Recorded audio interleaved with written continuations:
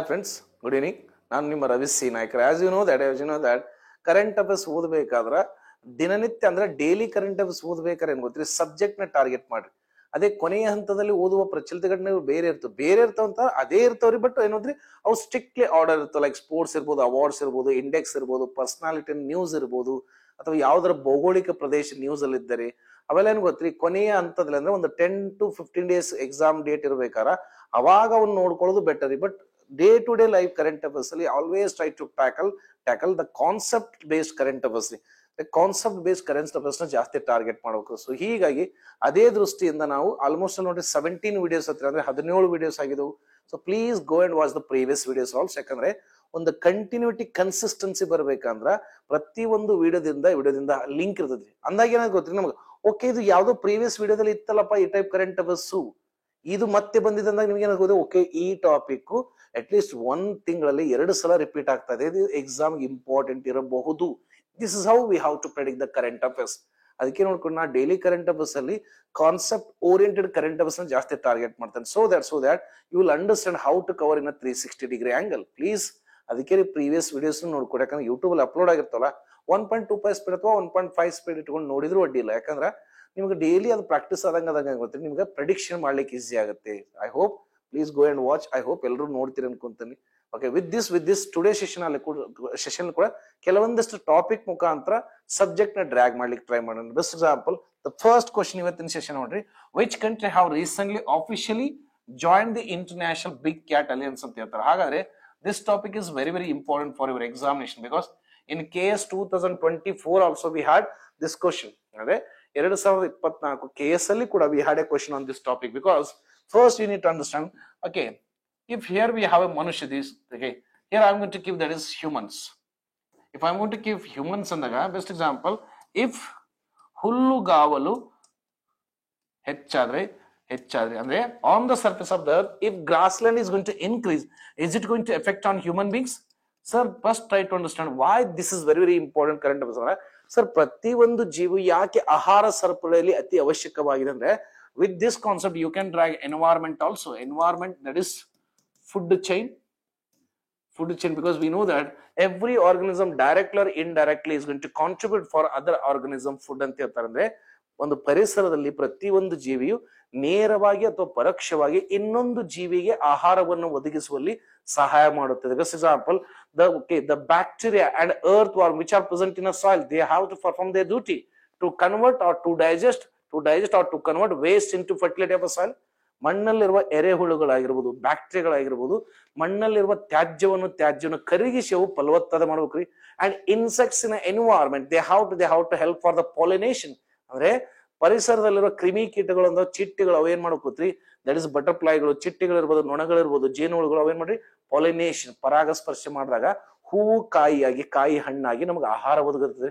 Sir, if ಹುಲ್ಲುಗಾವಲು grassland is going to increase, ಮನುಷ್ಯನಿಗೆ effect ಆಗುತ್ತೆ. ಹೌದು ಸರ್, ಆಬ್ವಿಯಸ್ಲಿ ಎಫೆಕ್ಟ್ ಆಗುತ್ತೆ. ಹೌದು ಸರ್, ಮಣ್ಣಿನ ಫಲವತ್ತತೆ ಕಡಿಮೆ ಆಗುತ್ತೆ ಅಂದ್ರೆ fertility of soil is going to decrease. Fertility of soil decrease ಏನಾಗತ್ರಿ, ಫರ್ಟಿಲಿಟಿ ಆಫ್ ಸಾಯಿಲ್ ಡಿಕ್ರೀಸ್ ಆದ್ರೆ ಏನಾಗತ್ರಿ, that is food production less ಆಗುತ್ತೆ. ಫುಡ್ ಪ್ರೊಡಕ್ಷನ್ ಲೆಸ್ ಆದ್ರೆ obviously it is going to effect on human beings, right? Sir, ಭೂಮಿ ಮೇಲೆ ಹುಲ್ಲುಗಾವಲು ಹೆಚ್ಚಾದಾಗ obviously ಹೆಚ್ಚಾದಾಗ್ರಿ ಮಣ್ಣಿನ ಫಲವತ್ತತೆ ಕಡಿಮೆ ಆಗುತ್ತೆ. ಮಣ್ಣಿನ ಫಲವತ್ತತೆ ಕಡಿಮೆ ಆದ್ರೆ ಆಹಾರ ಉತ್ಪಾದನೆ ಕಡಿಮೆ ಆಗುತ್ತೆ. ಆಹಾರ ಉತ್ಪಾದನೆ ಕಡಿಮೆ ಆದ್ರೆ ಮನುಷ್ಯನಿಗೆ ಆಹಾರ ಕುಂದುಕೊರತೆ ಬರ್ತದೆ. ಮನುಷ್ಯ ಬೇರೆ ಪ್ರಾಣಿಗಳ ಅಥವಾ ಜೀವವೈದ್ಯ ನಾಶ ಮಾಡ್ಲಿಕ್ಕೆ ಸ್ಟಾರ್ಟ್ ಮಾಡ್ತಾನೆ. ಅರಣ್ಯವನ್ನು ನಾಶ ಮಾಡೋದು, ಅಲ್ಲಿ ಕೃಷಿಯನ್ನು ಮಾಡ್ಲಿಕ್ಕೆ ಸ್ಟಾರ್ಟ್ ಮಾಡ್ತಾನೆ. Maybe you might have heard that is shifting cultivation ಅಂತಾರೆ, ಸ್ಥಳಾಂತರ ಬೇಸಾಯ. ಬಿಕಾಸ್ PSI 545 ಬರ್ತಾರೆ ನೋಡಿ, we had a question on ಸ್ಥಳಾಂತರ ಬೇಸಾಯ, ಶಿಫ್ಟಿಂಗ್ ಕಲ್ಟಿವೇಶನ್ ಅಂತ ಹೇಳ್ತಾರೆ. ಅಥವಾ ಅದಕ್ಕೆ ನಾರ್ತ್ ಈಸ್ಟರ್ನ್ ಅಲ್ಲಿ ಜೂಮ್ ಕಲ್ಟಿವೇಶನ್ ಅಂತ ಹೇಳ್ತಾರೆ. ಹಾಗಾದ್ರೆ ಇದನ್ನ ಬ್ಯಾಲೆನ್ಸ್ ಮಾಡಕ್ ಪರಿಸರ ಅಂತ ತಗೊಂಡ್ರಿ, ದಟ್ ಇಸ್ ಸಸ್ಯಹಾರಿಗಳು. In order to balance this one, nature have brought that is ಸಸ್ಯಹಾರಿಗಳು ಅಂದ್ರೆ ಹರ್ಬಿವೋರ್ಸ್ ಅಂದ್ರೆ. ಸೊ ಸಸ್ಯಹಾರಿಗಳ ಸಂಖ್ಯೆ ಜಾಸ್ತಿ ಆದ್ರೆ ಏನ್ ಗೊತ್ತ್ರಿ, ಹುಲ್ಲುಗಾವಲು ಕಡಿಮೆ ಆಗುತ್ತೆ. ಹುಲ್ಲುಗಾವಲು ಕಡಿಮೆ ಆದರೆ ಮಣ್ಣಿನ ಸವಕಳಿ ಆಗುತ್ತೆ. ಅಂದ್ರೆ ಫಲವತ್ತಾದ ಮಣ್ಣಿನ ಸವಕಳಿ ಅಂದ್ರೆ, if the herbivores are going to increase on earth surface, definitely it is going to decrease the grassland. If the grassland is going to decrease, definitely the soil is getting loosened, that is land degradation ಆಗುತ್ತೆ. All the fertile soil is going to erode from the mainland, it is going to enter the ocean. ಅಂದ್ರೆ ಎಲ್ಲ ಫಲವತ್ತಾದ ಮಣ್ಣು ಹರಕೊಂಡು ಸಮುದ್ರಕ್ಕೆ ಹೋಗಿ ಅದು ಬಂಜರ ಭೂಮಿ ಆಗುತ್ತೆ. ಅವಾಗ ಕೂಡ ಮಣ್ಣಿನ ಫಲವತ್ತತೆ ಇಲ್ಲ, ಅಗೇನ್ ಫುಡ್ ಪ್ರೊಡಕ್ಷನ್ ಇಲ್ಲ, ಅಗೇನ್ ಹ್ಯೂಮನ್ ಪ್ರಾಬ್ಲಮ್ ಆಯ್ತು. ಸೊ ಹೀಗಾಗಿ in order to balance this one nature have brought carnivores ಅಂದ್ರೆ ಕಾರ್ನಿವೋರ್ಸ್ ಅಂದ್ರೆ ಮಾಂಸಾಹಾರಿಗಳು ತಗೊಂಡ್ಬಂದೈತ್ರಿ. ಒಂದ್ ಕೇಸ್ ಮಾಂಸಾಹಾರಿಗಳ ಸಂಖ್ಯೆ ಹೆಚ್ಚಾದ್ರೆ ಸಸ್ಯಾಹಾರಿಗಳು ಕಡಿಮೆ ಆಗ್ತ್ರಿ, ಸಸ್ಯಾಹಾರಿ ಕಡಿಮೆ ಆದ್ರೆ ಮತ್ತೆ ಹುಲ್ಲುಗಳು ಮತ್ತು ಕೂಡ ಅದು ಮನುಷ್ಯನಿಗೆ ಪ್ರಾಬ್ಲಮ್ ರೀ. ಹಾಗಾಗಿ in order to focus on this the governments are doing lots of the projects right. ಹಾಗಾದ್ರೆ ಒಂದು ಪರಿಸರ ಸಮತೋಲನದಲ್ಲಿ ಸಸ್ಯಾಹಾರಿಗಳ ಸಂಖ್ಯೆ ಬೇಕು, ಮಾಂಸಾಹಾರಿಗಳ ಸಂಖ್ಯೆ ಬೇಕು. ಯಾವ್ದಾದ್ರು ಒಂದು ಹೆಚ್ಚಿಗೆ ಆದ್ರೂ ಪ್ರಾಬ್ಲಮ್, ಕಡಿಮೆ ಆದ್ರೂ ಪ್ರಾಬ್ಲಮ್. ಸೊ ಹೀಗಾಗಿ ಇಲ್ಲಿ ಮಾಂಸಾಹಾರಿಗಳ ಪರ್ಟಿಕ್ಯುಲರ್ ಏನ್ ಮಾಡತ್ತ ಗೊತ್ತ್ರಿ, if those organisms are directly depend on another organism body we call that is carnivore. ಅಂದ್ರೆ ಇಲ್ಲಿ ಮಾಂಸಾಹಾರಿಗಳು ಇನ್ನೊಂದು ಜೀವಿಯ ತಿಂದ್ರೆ ಮಾತ್ರ ಬದುಕ್ತವೆ, ಹುಲ್ಲು ತಿನ್ನಂಗಿಲ್ಲ. ಆ ಜೀವಿಗಳಿಗೆ ನಾವು ಪ್ರಮುಖ ಕಾರ್ನಿವೋರ್. ಬೆಸ್ಟ್ ಎಕ್ಸಾಂಪಲ್, ಮನುಷ್ಯರನ್ನು ನಾವು ಓಮ್ನಿವೋರ್ಸ್ ಅಂತ ಹೇಳ್ತೀವಿ.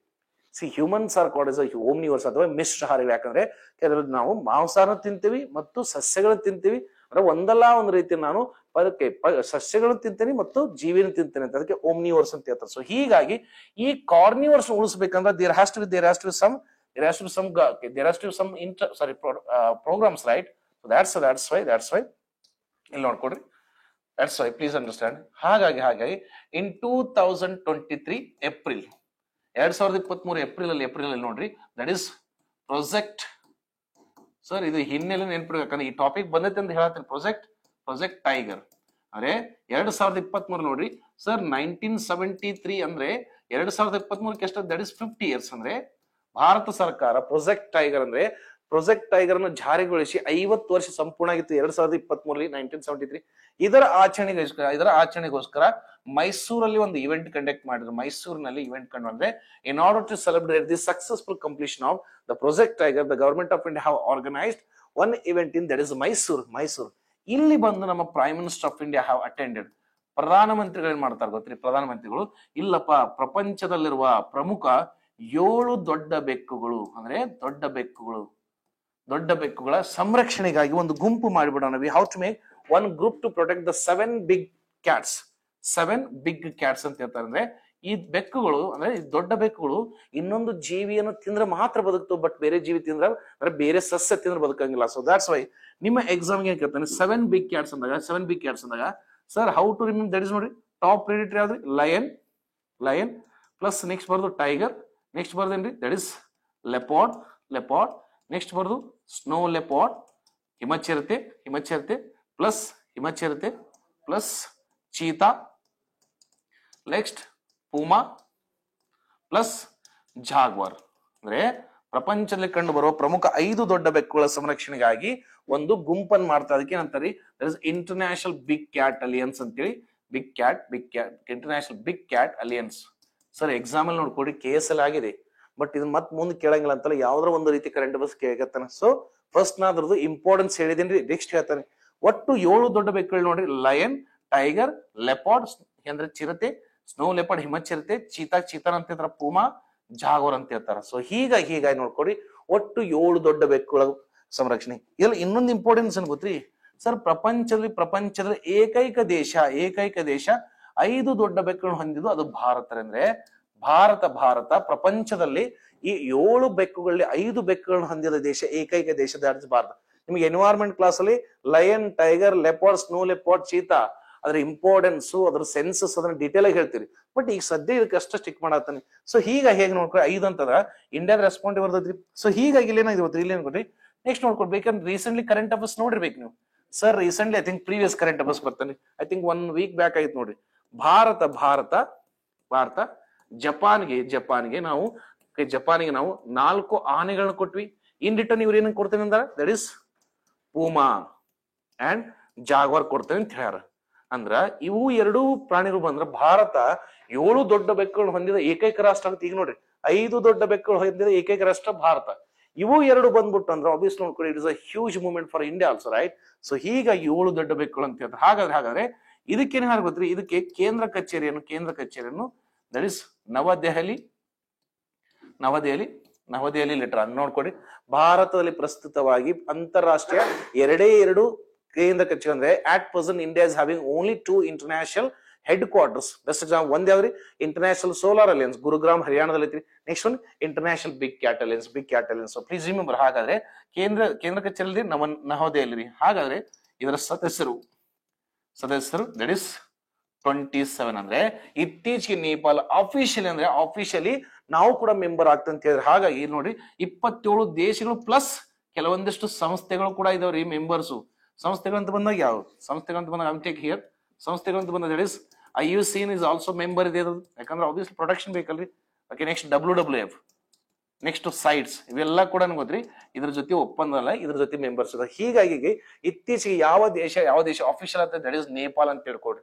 ಹಾಗಾದ್ರೆ ಭಾರತ ಇದ್ರ ಹೆಡ್ ಕ್ವಾರ್ಟರ್ ಭಾರತ 2023-24ರಿಂದ ನೆನಪಿಟ್ಕೊಡ್ರಿ, ಇದು ಸ್ಟೇಟ್ಮೆಂಟ್ ಆಗೋದು 2023-24, 2028-29 ಅಂದ್ರೆ ಒಟ್ಟು 5 ವರ್ಷಗಳಲ್ಲಿ ಎಷ್ಟು ಕೊಡ್ತೀವಿ ಅಂತ ಹೇಳಿ ನಾವು 150 ಕೋಟಿ ಹಣ ಕೊಡ್ತೀವಿ ಈ ಸಂಸ್ಥೆಗೆ ಅಂತ ಹೇಳಿ. ಅಂದ್ರೆ government of India sir that with ಅಂದ್ರೆ up to 5 years India is going to contribute 150 crore. ಅಂದ್ರೆ ಭಾರತ ಎಷ್ಟು ಹೇಳ್ತೀವಿ 150 crore. ಇದು ಕೂಡ ಸ್ಟೇಟ್ಮೆಂಟ್ ಆಗುವುದು. ಅಂದ್ರೆ the government of India sir that okay in 5 ಅಂದ್ರೆ 5 ವರ್ಷದಲ್ಲಿ ನಾವು 150 ಕೋಟಿ we are going to contribute. But ಹೆಂಗ ಇಯರ್ಲಿ ಅಂದ್ರೆ ಇಯರ್ಲಿ ಏನ್ ಮಾಡ್ತೀವಿ ನಾವು ಇಯರ್ಲಿ 30 ಕೊಟ್ಕೊಂಡ 150 crore ಮಾಡ್ತೀವಿ ಅಂತ ಹೇಳಿ. Because as a initiative country we have to contribute something, right? So please ಹೀಗಾಗಿ ನಿಮ್ಮ ಎಕ್ಸಾಮ್ಗೆ ಅದ್ರ ಹಿಂದಿನ ಉದ್ದೇಶ ಕೇಳ್ಬೋದು, ಯಾಕನ್ನೋದು ಇಲ್ಲತ್ತಂದ್ರ ಇವತ್ತು ಈಚ್ ಇಂಡಿವಿಜುವಲ್ ಸೆನ್ಸಸ್ ಕೇಳ್ತೀನಿ. ಯಾಕೆ ನೋಡ್ರಿ ರೀಸೆಂಟ್ಲಿ ನೋಡ್ಕೊಳ್ಳಿ ಲಯನ್ ಸೆನ್ಸಸ್ ಬಂದೈತ್ರಿ recently, that is snow leopard first census ಬಂದೈತಿ. Cheetah we brought from Namibia and tiger census. ಇವೆಲ್ಲ ನಿಮ್ಮ ಎಕ್ಸಾಮಿನೇಷನ್ಗೆ ಬಹಳ ಇಂಪಾರ್ಟೆಂಟ್ ರೀ. ಬೇಕಾದ್ರೆ ನಾವು ಸಪರೇಟ್ ವಿಡಿಯೋ ಮಾಡಂದ್ರೆ we are going to make separate video for this topic. ಡಿಕೆ ಅಂತ ಹೇಳ್ಬೇಕಾದ್ರೆ ಸಪರೇಟ್ ವಿಡಿಯೋ ಮಾಡೋಣ. ಸೊ ಪ್ಲೀಸ್ ರಿಮೆಂಬರ್ ಯಾಕಂದ್ರೆ ಆಲ್ರೆಡಿ KS 2024 ಕೇಳಿದ, ಬಟ್ ಎಕ್ಸಾಮ್ ಕ್ಯಾನ್ಸಲ್ ಆಯ್ತು, ಬಟ್ ಎಕ್ಸಾಮ್ ಅಲ್ಲಿ ಕೇಳಿಲ್ಲ. It doesn't mean that they will not ask. Sir ಯಾವುದೇ ಒಂದು ಟಾಪಿಕ್ ನ್ಯೂಸ್ ಅಲ್ಲಿ ಇದ್ದಾಗ ಪದೇ ಕೇಳ್ತಾರೆ. ನೆನ್ಪಿಟ್ಕೊಡಿ, ಅಂತಾರಾಷ್ಟ್ರೀಯ 2 ಸಂಸ್ಥೆಗಳ ಕೇಂದ್ರ ಕಚೇರಿ ಮಾತ್ರ ಭಾರತದಲ್ಲಿದೆ. ಒಂದು that is international solar alliance, ಯಾಕಂದ್ರೆ ನಾವು ಪ್ಯಾರಿಸ್ ಒಪ್ಪಂದದಲ್ಲಿ ನಾವೇ ಪ್ರಸ್ತಾವನೆ ಇಟ್ಟಿದ್ವಿ ನಾವು ಸೂರ್ಯಪುತ್ರರು ಅಂತೇಳಿ, ಅದಕ್ಕೆ ನಮ್ಮಲ್ಲಿ ಹೆಡ್ ಕ್ವಾರ್ಟರ್ ಇದ್ರಿ. ಯಾಕಂದ್ರೆ ನೋಡಿ ಈ 7 ದೊಡ್ಡ ಬೆಕ್ಕಳ ಸಂರಕ್ಷಣೆ ಪ್ರಪೋಸಲ್ ಏನ್ ಮಾಡಿದ್ರು ಇಂಡಿಯಾ, ಅದಕ್ಕೆ ಇಂಡಿಯಾದಲ್ಲಿ ಹೆಡ್ ಕ್ವಾರ್ಟರ್ ಕೊಟ್ಟಿದ್ದಾರೆ. This is how you have to remember. So ಹೀಗಾಗಿ ಇದಕ್ಕೆ ಸರಿಯಾದ ಉತ್ತರ Nepal. Next question. Okay, after how many decades glorious service in the Indian Air Force MiG-21 was retired on the September 2025, that is 26th anata. See, this is very important because at present India is the largest importer.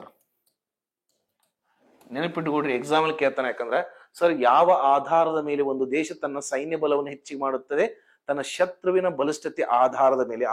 Best example sir, as per Global Firefox Index, most powerful nation with respect to military, that is first US ಬರ್ತ್ರಿ, second one that is Russia, third one China, and fourth one Bharat ಬರುತ್ತೆ. ಹಾಗಾದ್ರೆ sir ನನ್ನ ಶತ್ರು third most powerful country ಅಂದಾಗ obviously based on my enemy strength I have to increase my defence side. So ಹೀಗಾಗಿ ಭಾರತ ಸ್ವತಂತ್ರವಾದಾಗಿಂದ ಗಡಿ ಭಾಗದಲ್ಲಿ ಸಮಸ್ಯೆ ಬರ್ಬೋದು ಅಂತೇಳಿ ನಾವು ಬೇರೆ ದೇಶದಿಂದ ಬಲಿಷ್ಠ ಆಯುಧ ತರಿಸಿದ್ವಿ. ಅದ್ರಲ್ಲಿ ನೋಡಿ India is the largest importer of defence equipment as per 2025. ನೆನಪಿಟ್ಟುಕೊಡ್ರಿ ಶಬ್ದ. ಓಕೆ, ಹಾಗಾದ್ರೆ ಭಾರತ ಎಲ್ಲಿಂದ ಜಾಸ್ತಿ ತರಿಸ್ಕೊಂಡ್ರಿ ನಾವು? ಟಾಪ್ ಅಲ್ಲಿ ಇದ್ರೆ ರಷ್ಯಾ, ಅದಕ್ಕೆಲ್ಲ ಟ್ರಂಪ್ ಸಾಹೇಬರಿಗೆ ಉಳಿದಿದ್ದು ಸ್ವಲ್ಪ. Second one that is France, third ಬರೋದು US ಇಂದ ಕೇವಲ 8% ತಗೊಂಡಿ ನಾವು. ಅಂದ್ರೆ ಅಬ್ವಿಯಸ್ಲಿ ನೋಡ್ಕೊಡ್ರಿ, once upon a time US was the largest defence equipment exporter to India, but ನಾವು it is at the 8th place. ಅಂದ್ರೆ ಆಬ್ವಿಯಸ್ಲಿ ಇಂಡಿಯಾ ಬರ್ತಾ ರಷ್ಯಾನ US ಇಂದ ಅಂದ್ರೆ US ನ ರಷ್ಯಾನ ರಿಪ್ಲೇಸ್ ಮಾಡಿದೆ. ಸೊ ಹೀಗಾಗಿ ನಾವು ನೋಡ್ಕೊಡ್ಲಿಲ್ಲ ಅಂತ MiG-21. See this is very important. MiG-21 ಯಾಕಂದ್ರೆ ನೋಡ್ರಿ ಆಧುನಿಕ ಯುಗದಲ್ಲಿ ನಮಗೆ ಶಸ್ತ್ರಾಸ್ತ್ರಗಳಲ್ಲಿ we can't do anything, we can not defend against the enemy, right? ಅಂದ್ರೆ ಶತ್ರುವಿನ ವಿರುದ್ಧ ನಾವು ಗೆಲ್ಲಬೇಕಾದ್ರೆ ತಂತ್ರಜ್ಞಾನಗಳು ಬೇಕಾಗ್ತವೆ. ಸೊ ಹೀಗಾಗಿ 1963 ನೆನಪಿಟ್ಟು ಕೇಳಬಹುದು ಸ್ಟೇಟ್ಮೆಂಟ್ ಅಲ್ಲಿ. When exactly we have purchased that is MiG-21.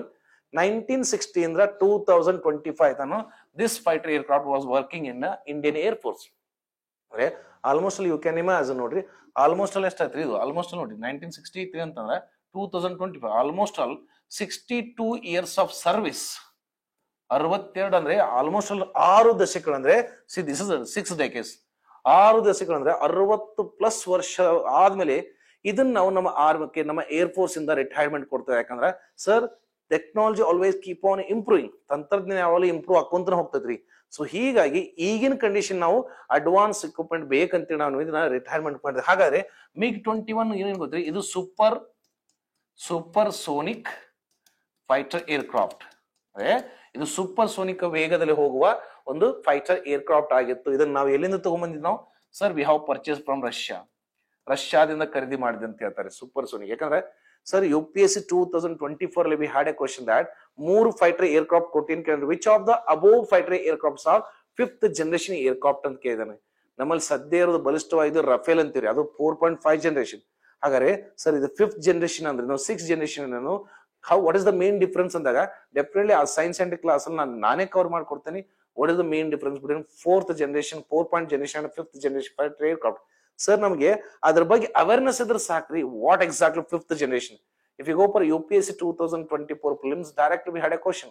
Okay, 3 fighter aircraft ಕೊಟ್ಟು which of the above fighter aircrafts are 5th generation? ಒಂದು ಸ್ವಲ್ಪ ಐಡಿಯಾ ಇದ್ರೆ ಸಾಕ್ರಿ. Sir 5th generation aircrafts are those aircrafts which are having modern technology called as, that is stealth technology, then war, okay, arts of war ಅಂತ ಹೇಳ್ತಾರೆ. Nothing but ಏನ್ ಗೊತ್ತ್ರಿ, 5th generation super Sonic ವೇಗದಲ್ಲಿ ಹೋಗುವ aircrafts ನಾವು ಏನಂತೀವಿ 5th generation. But ಅದನ್ನೇ ಯಾಕೆ ಕೊಡ್ತು ಅನ್ನೋ ನಿಮ್ಗೆ ಸೈನ್ಸ್ ಅಂಡ್ ಟೆಕ್ ಅಲ್ಲಿ ಹೇಳ್ತೀರಿ. ಅಂದ್ರೆ ಅಲ್ಲಿ ಸ್ವಲ್ಪ ನಾ ಟೈಪ್ ಆಫ್ equipments ಬೇಸಿಕ್ ಕೇಳ್ಬೇಕ್ರಿ. how to explain about the type of equipments like supersonic ಅಂದ್ರೇನು, ballistic ಅಂದ್ರೇನು, cruise ಅಂದ್ರೇನು, surface. So don't worry, in science and technology we are going to discuss ಅಂದ್ರೆ that is after serving 6 decades. Sir ಇದ್ರ ಪ್ರಮುಖ ನೋಡಿ ಎಲ್ಲೆಲ್ಲಿ ನೋಡ್ಕೊಡಿ. Sir it has worked in, that is 1971 war also, in 1999 that is Kargil war, and recent ಅಂದ್ರೆ 2019 that is Balakot air strike.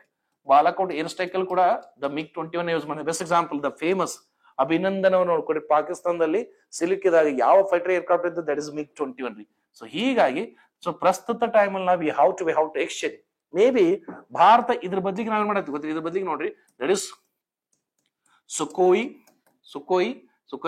That is 59 ಅಂದ್ರೆ ಇದು 5th generation ಅಲ್ಲ, ಇದನ್ನ ತರಿಸ್ಕೋಬಹುದು ಅನ್ನೋದು ಒಂದು ಪ್ರೆಡಿಕ್ಷನ್ ಇದೆ. But India is saying that we want to have indigenous ಅಂದ್ರೆ ನಮ್ಮಲ್ಲೇ ಅಭಿವೃದ್ಧಿ ಪಡಿಸೋದು ಪ್ಲಾನ್ ಇದೆ. ಅದಕ್ಕೆ ನಮ್ಮಲ್ಲಿ ನೋಡ್ರಿ HAL ಅಂದ್ರೆ ಪ್ರಾಜೆಕ್ಟ್ ನೋಡಿ 5th, don't worry, will say 5th generation ಅಂದ್ರೆ HAL ಅಂದ್ರೆ Hindustan aeronautical limited, that is EMCA. ಅಂದ್ರೆ ನಾವು ಕೂಡ ನಮ್ಮಲ್ಲಿ ಆಂತರಿಕವಾಗಿ 5th ಜನರೇಷನ್ ಫೈಟರ್ ಏರ್ಕ್ರಾಫ್ಟ್ ನ HAL ಕಂಪನಿ ಹೇಳಿ ಅಭಿವೃದ್ಧಿ ಪಡಿಸ್ತಾ ಇದೆ.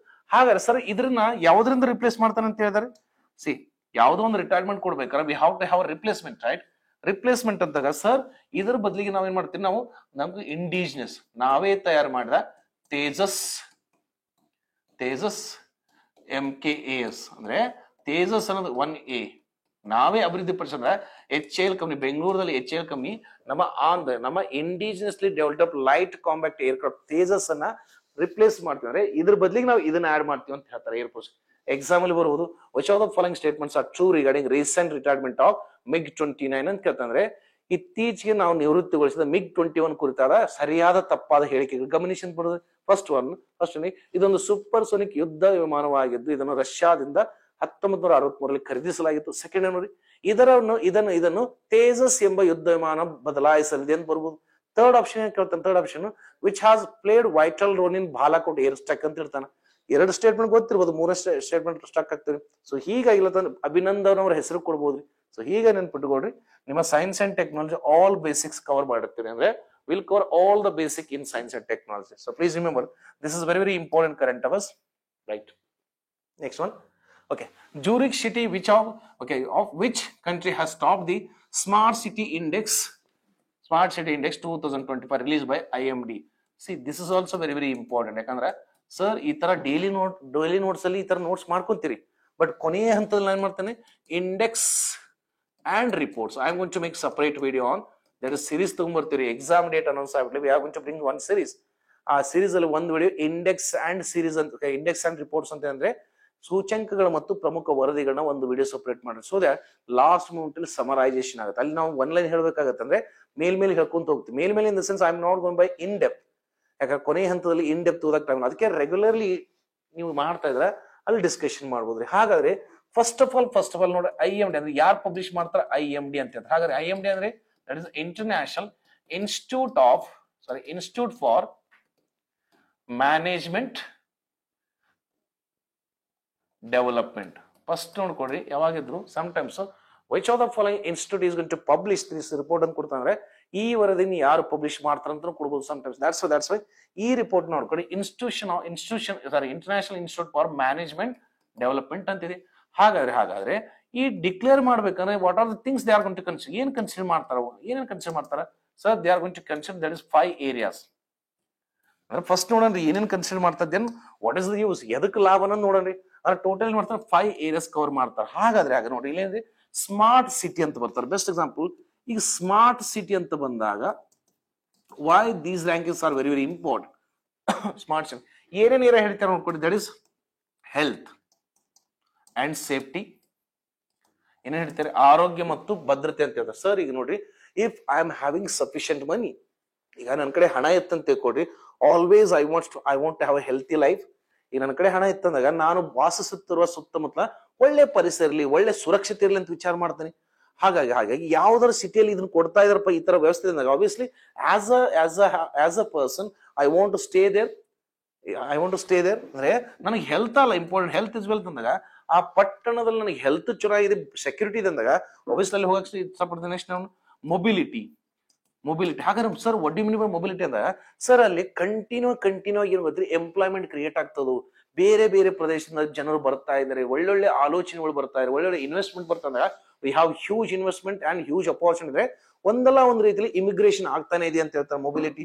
ನೆಕ್ಸ್ಟ್ ಅಂತ ಗವರ್ನೆನ್ಸ್ ಅಂದ್ರೆ ಏನ್ರಿ, ಆಡಳಿತ. ಅಂದ್ರೆ ಹಾಗಾದ್ರೆ ಅಷ್ಟು ಸ್ಮಾರ್ಟ್ ಸಿಟಿ ಬರ್ಬೇಕಂದ್ರ even people also cooperating with the government ಅಂದಾಗ ಜನ ಸರ್ಕಾರದೊಂದಿಗೆ ಯಾವಾಗ ಸಹಯೋಗ ತಗೊಂತಾರ, ಸರ್ಕಾರ ಅವ್ರ ಮಾತು ಕೇಳಿದಾಗ ಅಲ್ರಿ, ಅದಕ್ಕೆ ಹೇಳ್ತಾರಲ್ಲಿ ಬೆಳಿಗ್ಗೆ ಹೇಳ್ತಿರ್ತಾರ ಪುರಸಭೆ ನೋಡ್ರಿ ಕೇಳಿ, ಅಂದ್ರೆ ಮನೆಯ ಮುಂದೆ ಅಥವಾ ಪ್ಲಾಸ್ಟಿಕ್ ಅನ್ನು ಸುಡಬೇಡಿ, ಪುರಸಭೆಗೆ ಸಹಕಾರ ಮಾಡಿ, ಒಣ ಕಸ ಹಸಿ ಕಸವನ್ನು ಬೇರ್ಪಡಿಸಿ ಪುರಸಭೆ ಮನೆಗೆ ನಿಮ್ಮ ವಾಹನ ಬಂದಾಗ ಕಸವನ್ನು ಕೊಡ್ರಿ ಅಂತ ಹೇಳ್ತಂದ್ರೆ public has to cooperate with the government has to cooperate with the public side. ಅಂದ್ರೆ ಅಲ್ಲಿ ಹೇಗೆ ಆಡಳಿತ ವ್ಯವಸ್ಥೆ ಇದೆ ಅಂದ್ರೆ ಒಂದು ಲೈಫ್ ಅಂದ್ರೆ ಹೆಲ್ತ್ ನೋಡ್ತಾರೆ, ಸೇಫ್ಟಿ ನೋಡ್ತಾರೆ, ಮೊಬಿಲಿಟಿ ಅಂದ್ರೆ ಬರ ಹೋಗರ ಇರ್ತಾರೆ, ನೆಕ್ಸ್ಟ್ ಏನ್ ಮಾಡ್ತಾರೆ ಗವರ್ನೆನ್ಸ್ ನೋಡ್ತಾರೆ. Next opportunity. ಸರ್ ಒಂದ್ ಸಿಟಿಗೆ ಪದೇ ಯಂಗ್ಸ್ಟರ್ಸ್ ಬರ್ತಾ ಇದ್ರಂದಾಗ is it that city is creating opportunity. ಈಗ ನೋಡಿ ಧಾರವಾಡಕ್ಕೆ ಎಷ್ಟೋ ಸ್ಟೂಡೆಂಟ್ಸ್ ಬರ್ತಾ ಇದ್ದಾಗ is it Dharwad is creating opportunity. ಈಗ ನೋಡ್ರಿ ನಾನು ಧಾರವಾಡಕ್ಕೆ ಓದ್ಲಿಕ್ಕೆ ಬರ್ತಾ ಇಲ್ಲ, ಬಟ್ ಏನೋ ಒಂದು ಉದ್ಯೋಗ ಹುಡ್ಕೊಂಡ್ ಬಂದಾಗ is it Dharwad is creating opportunity for my life. Dharwad ನನಗೊಂದು ಅವಕಾಶ ಒದಗಿಸ್ತೈತೆ ಒಂದು ಕೆಲಸ, ಯಾಕಂದ್ರೆ ನಾನು ಶಿಕ್ಷಣಕ್ಕೆ ಬರ್ತಾ ಇಲ್ಲ, ಒಂದು ಉದ್ಯೋಗಕ್ಕೆ ಬರ್ತಾ ಇದ್ದೀನಿ. ಅಂದ್ರೆ is it I have any opportunity? Yes, students ಜಾಸ್ತಿ ಇದ್ದಾಗ ನನಗೇನಪ್ಪ ಇಲ್ಲಿ municipality they have to give some facility right. ಅಂದ್ರೆ ಅಲ್ಲಿ ಸ್ಥಳೀಯ ಸರ್ಕಾರ ಲೈಕ್ ಹೋಟೆಲ್ ಬಿಸ್ನೆಸ್ ಗಾರಿಗೆ ಕೊಡ್ಬೋದು, ಇಲ್ಲ ನಾ PG ಮಾಡ್ತೀನಿ, ಇಲ್ಲ ಟೀಚರ್ ಆಗ್ತೀನಿ, ಏನೊಂದು ಅಪಾರ್ಚುನಿಟಿ ಇರದ ಅಂತ ಹೇಳ್ತಾರೆ. ನೆಕ್ಸ್ಟ್ ನೋಡ್ರಿ, one is health and safety ಅಥವಾ ಮೊಬಿಲಿಟಿ ಅಂತ ಗವರ್ನೆನ್ಸ್ ಸರ್ಕಾರ ಜೊತೆ ಒಳ್ಳೆ ಸಂಬಂಧ, ಅಪಾರ್ಚುನಿಟೀಸ್ ಅಂತ ಹೇಳ್ತಾರೆ. ನೆಕ್ಸ್ಟ್ ನೋಡ್ಕೊಡಿ, ಅಪಾರ್ಚುನಿಟಿ ಆದ್ಮೇಲೆ ನೋಡ್ಕೊಡಿ that is collectiveness. What you mean by collectiveness? ಅಂದ್ರೆ ಅಲ್ಲಿ ಎಲ್ಲಾ ಜನ ಒಂದು ವ್ಯವಸ್ಥಿತವಾಗಿದಾರೆಲ್ಲ, ಎಲ್ಲರೂ ಜವಾಬ್ದಾರಿಯಾಗಿ ಕೆಲಸ ಮಾಡ್ತಾ ಇದಾರೆಲ್ಲ, ಎಲ್ಲರೂ ಕೋಆಪರೇಟ್ ಮಾಡ್ತಾರೆ. ಯಾಕೆ ನೋಡ್ರಿ ಸರ್, ಇವರ್ ನೇಬರ್ಸ್ ಆರ್ ಇವರ್ ನ್ಯಾಚುರಲ್ ಎನಿಮೀಸ್ ಅಂತಿ. ನಾ ಎಲ್ಲೋ ಬೇರೆ ಊರಿಂದ ಬಂದು ಈ ಸಿಟಿಲಿ ಇದ್ದಾಗ ಅಲ್ಲಿ ನನ್ನ ಪಕ್ಕದ ಮನೆಯವರಿಂದ ಯಾವ್ದು ಸಪೋರ್ಟ್ ಸಿಗ್ತಲ್ಲ, ತೊಂದರೆ ಆಗ್ತಿದ್ದಾಗ obviously I will go from I will leave that location, right?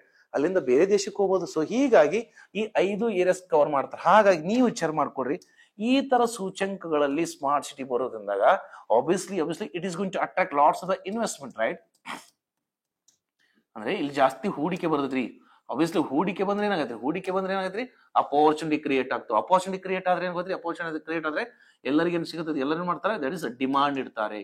Demand create ಆದ್ರೇನು, ದಟ್ ಇಸ್ ಪ್ರೊಡಕ್ಷನ್ ಆಯ್ತು. ಪ್ರೊಡಕ್ಷನ್ ಆದ್ರೇನ್ರಿ, ಗವರ್ಮೆಂಟ್ ಗೆ ಟ್ಯಾಕ್ಸ್ ಹೋಗುತ್ತೆ, ಸರ್ಕಾರಕ್ಕೆ ಟ್ಯಾಕ್ಸ್ ಹೋದ್ರೇನ್ರಿ, ದಟ್ ಇಸ್ ಖಜಾನೆ ಜಾಸ್ತಿ ಆಗುತ್ತೆ. ಆಮೇಲೆ ಏನ್ ಮಾಡೋದು, they can bring more policy, ಜಾಸ್ತಿ ಯೋಜನೆ ತಗೋ. ಯಾರ ಸಂಬಂಧ ತಗೊಂಡ್ಬರ್ಬೋದು, ಪಬ್ಲಿಕ್ ಹೆಲ್ತ್ ಅಂದ್ರೆ ಪಬ್ಲಿಕ್ ಸಂಬಂಧ. ಈ ಪಾಲಿಸಿಯಿಂದ ಏನಾಗತ್ರಿ, that is health and safety, mobility, governance, opportunities and collectiveness. So this is the agenda of smart city ranking ಅಂತ ಹೇಳ್ತಂದ್ರೆ ಈ ತರ ಸ್ಮಾರ್ಟ್ ಸಿಟಿ. ಅದಕ್ಕೆ ನೋಡಿ ಒಂದಕ್ಕೊಂದು ಲಿಂಕ್ ಇದೆ. ಬಿಕಾಸ್ ಪ್ರತಿ ಒಂದು ಒಂದು ಉದ್ಯೋಗ ಸೃಷ್ಟಿ ಆಗೋದ್ರಿಂದ ಹಲವು ಉದ್ಯೋಗಗಳು ಸೃಷ್ಟಿ ಆಗ್ತದೆ. ಅಂದ್ರೆ creation of one job lead to creation of multiple job. But ಇದು ಕ್ರಿಯೇಷನ್ ಏನ್ ಬೇಕ್ರಿ, ದಟ್ ಇಸ್ ಇನ್ವೆಸ್ಟ್ಮೆಂಟ್. ಇನ್ವೆಸ್ಟ್ಮೆಂಟ್ ಯಾವ ಬರ್ತೈತಿ, when we are able to secure such a ranking. ಅಂದ್ರೆ ಯಾವ್ದಾರ ಒಂದು ಸಂಸ್ಥೆ ನಮ್ಮನ್ನು ಗುರುತಿಸಿದಾಗ ನಮಗೆ ಜಾಸ್ತಿ ಅಟ್ರಾಕ್ಷನ್ ಬರುತ್ತೆ, ಅಂದ್ರೆ public will come that city. So ಹೀಗೆ ಇಲ್ಲಿ ಕೇಳ್ತಾನೆ ಯಾವುದಕ್ಕೆ ಜೂರಿಸ್ ಸಿಟಿ ಅಂದ್ರೆ ಅವನೇ ಕೊಟ್ಟಿದ್ದಾನೆ, ಇದು ಸಿಟಿ ಟಾಪ್ ಮಾಡಿತ್ತು ಈ ಲಿಸ್ಟ್ ಅಲ್ಲಿ, ಅಂದ್ರೆ ಈ ಲಿಸ್ಟ್ ಅಲ್ಲಿ ಟಾಪ್ ಮಾಡಿದೆ ಅಂದಾಗ ಅದು ಯಾವ ದೇಶದ್ದು ಅಂತ ಕೇಳ್ಯಾನ. ಯಾವ ದೇಶದ ಅಂತ ಕೇಳಿದಾನೆ, ಆಲ್ರೆಡಿ ಸಿಟಿ ಹೆಸರು ತಾನೇ ಕೊಟ್ಟ. ಮುಂದೆ ಎಕ್ಸಾಮ್ಸ್ ಅಲ್ಲಿ ವಿಚ್ ಸಿಟಿ ಹೌ ಟಾಪ್ ಅಂತಾನು ಬರ್ಬೋದಲ್ಲ ಸರ್. ನೋಡ್ರಿ ಇದಕ್ಕೆ ಸರಿಯಾದ ಉತ್ತರ ಟಾಪ್ ಮಾಡಿದ ಯಾವ್ದು ಗೊತ್ತ್ರಿ? That is ಜೂರಿಚ್. ಜೂರಿಚ್ ಇದು ಯಾವ ದೇಶದ್ರಿ? That is Switzerland. ಯಾವ ದೇಶದ ಇದು? ಸ್ವಿಟ್ಜರ್ಲ್ಯಾಂಡ್. ಯಾವ ದೇಶದ? ಸ್ವಿಟ್ಜರ್ಲ್ಯಾಂಡ್. ಯಾಕೆ ನೋಡ್ರಿ ಇಲ್ಲಿ ನೋಡಿ ಥರ್ಡ್ ಪ್ಲೇಸ್ಗೂ ಕೂಡ ನೋಡ್ರಿ ಜೆನೆವಾ ಇದೆ. ಥರ್ಡ್ ಪ್ಲೇಸ್ ಕೂಡ ಜೆನೆವಾ ಇದೆ. Again this is the Switzerland. Again this is Switzerland ಅಂದಾಗ maybe if I am a rich person ಅಂದಾಗ, if I want to have a healthy life, if I want to have a competitive life ಅಂದಾಗ obviously I wish to go there, right? ಅಂದ್ರೆ ಈ ತರ ranking ಯಾವಾಗಲೂ ಹೂಡಿಕೆನ attract ಮಾಡ್ತಾರೆ. So please remember. So ಹೀಗಾಗಿ ಇದಕ್ಕೆ ಸರಿಯಾದ ಉತ್ತರ ದಟ್ ಇಸ್ ಸ್ವಿಟ್ಜರ್ಲ್ಯಾಂಡ್ ರೀ.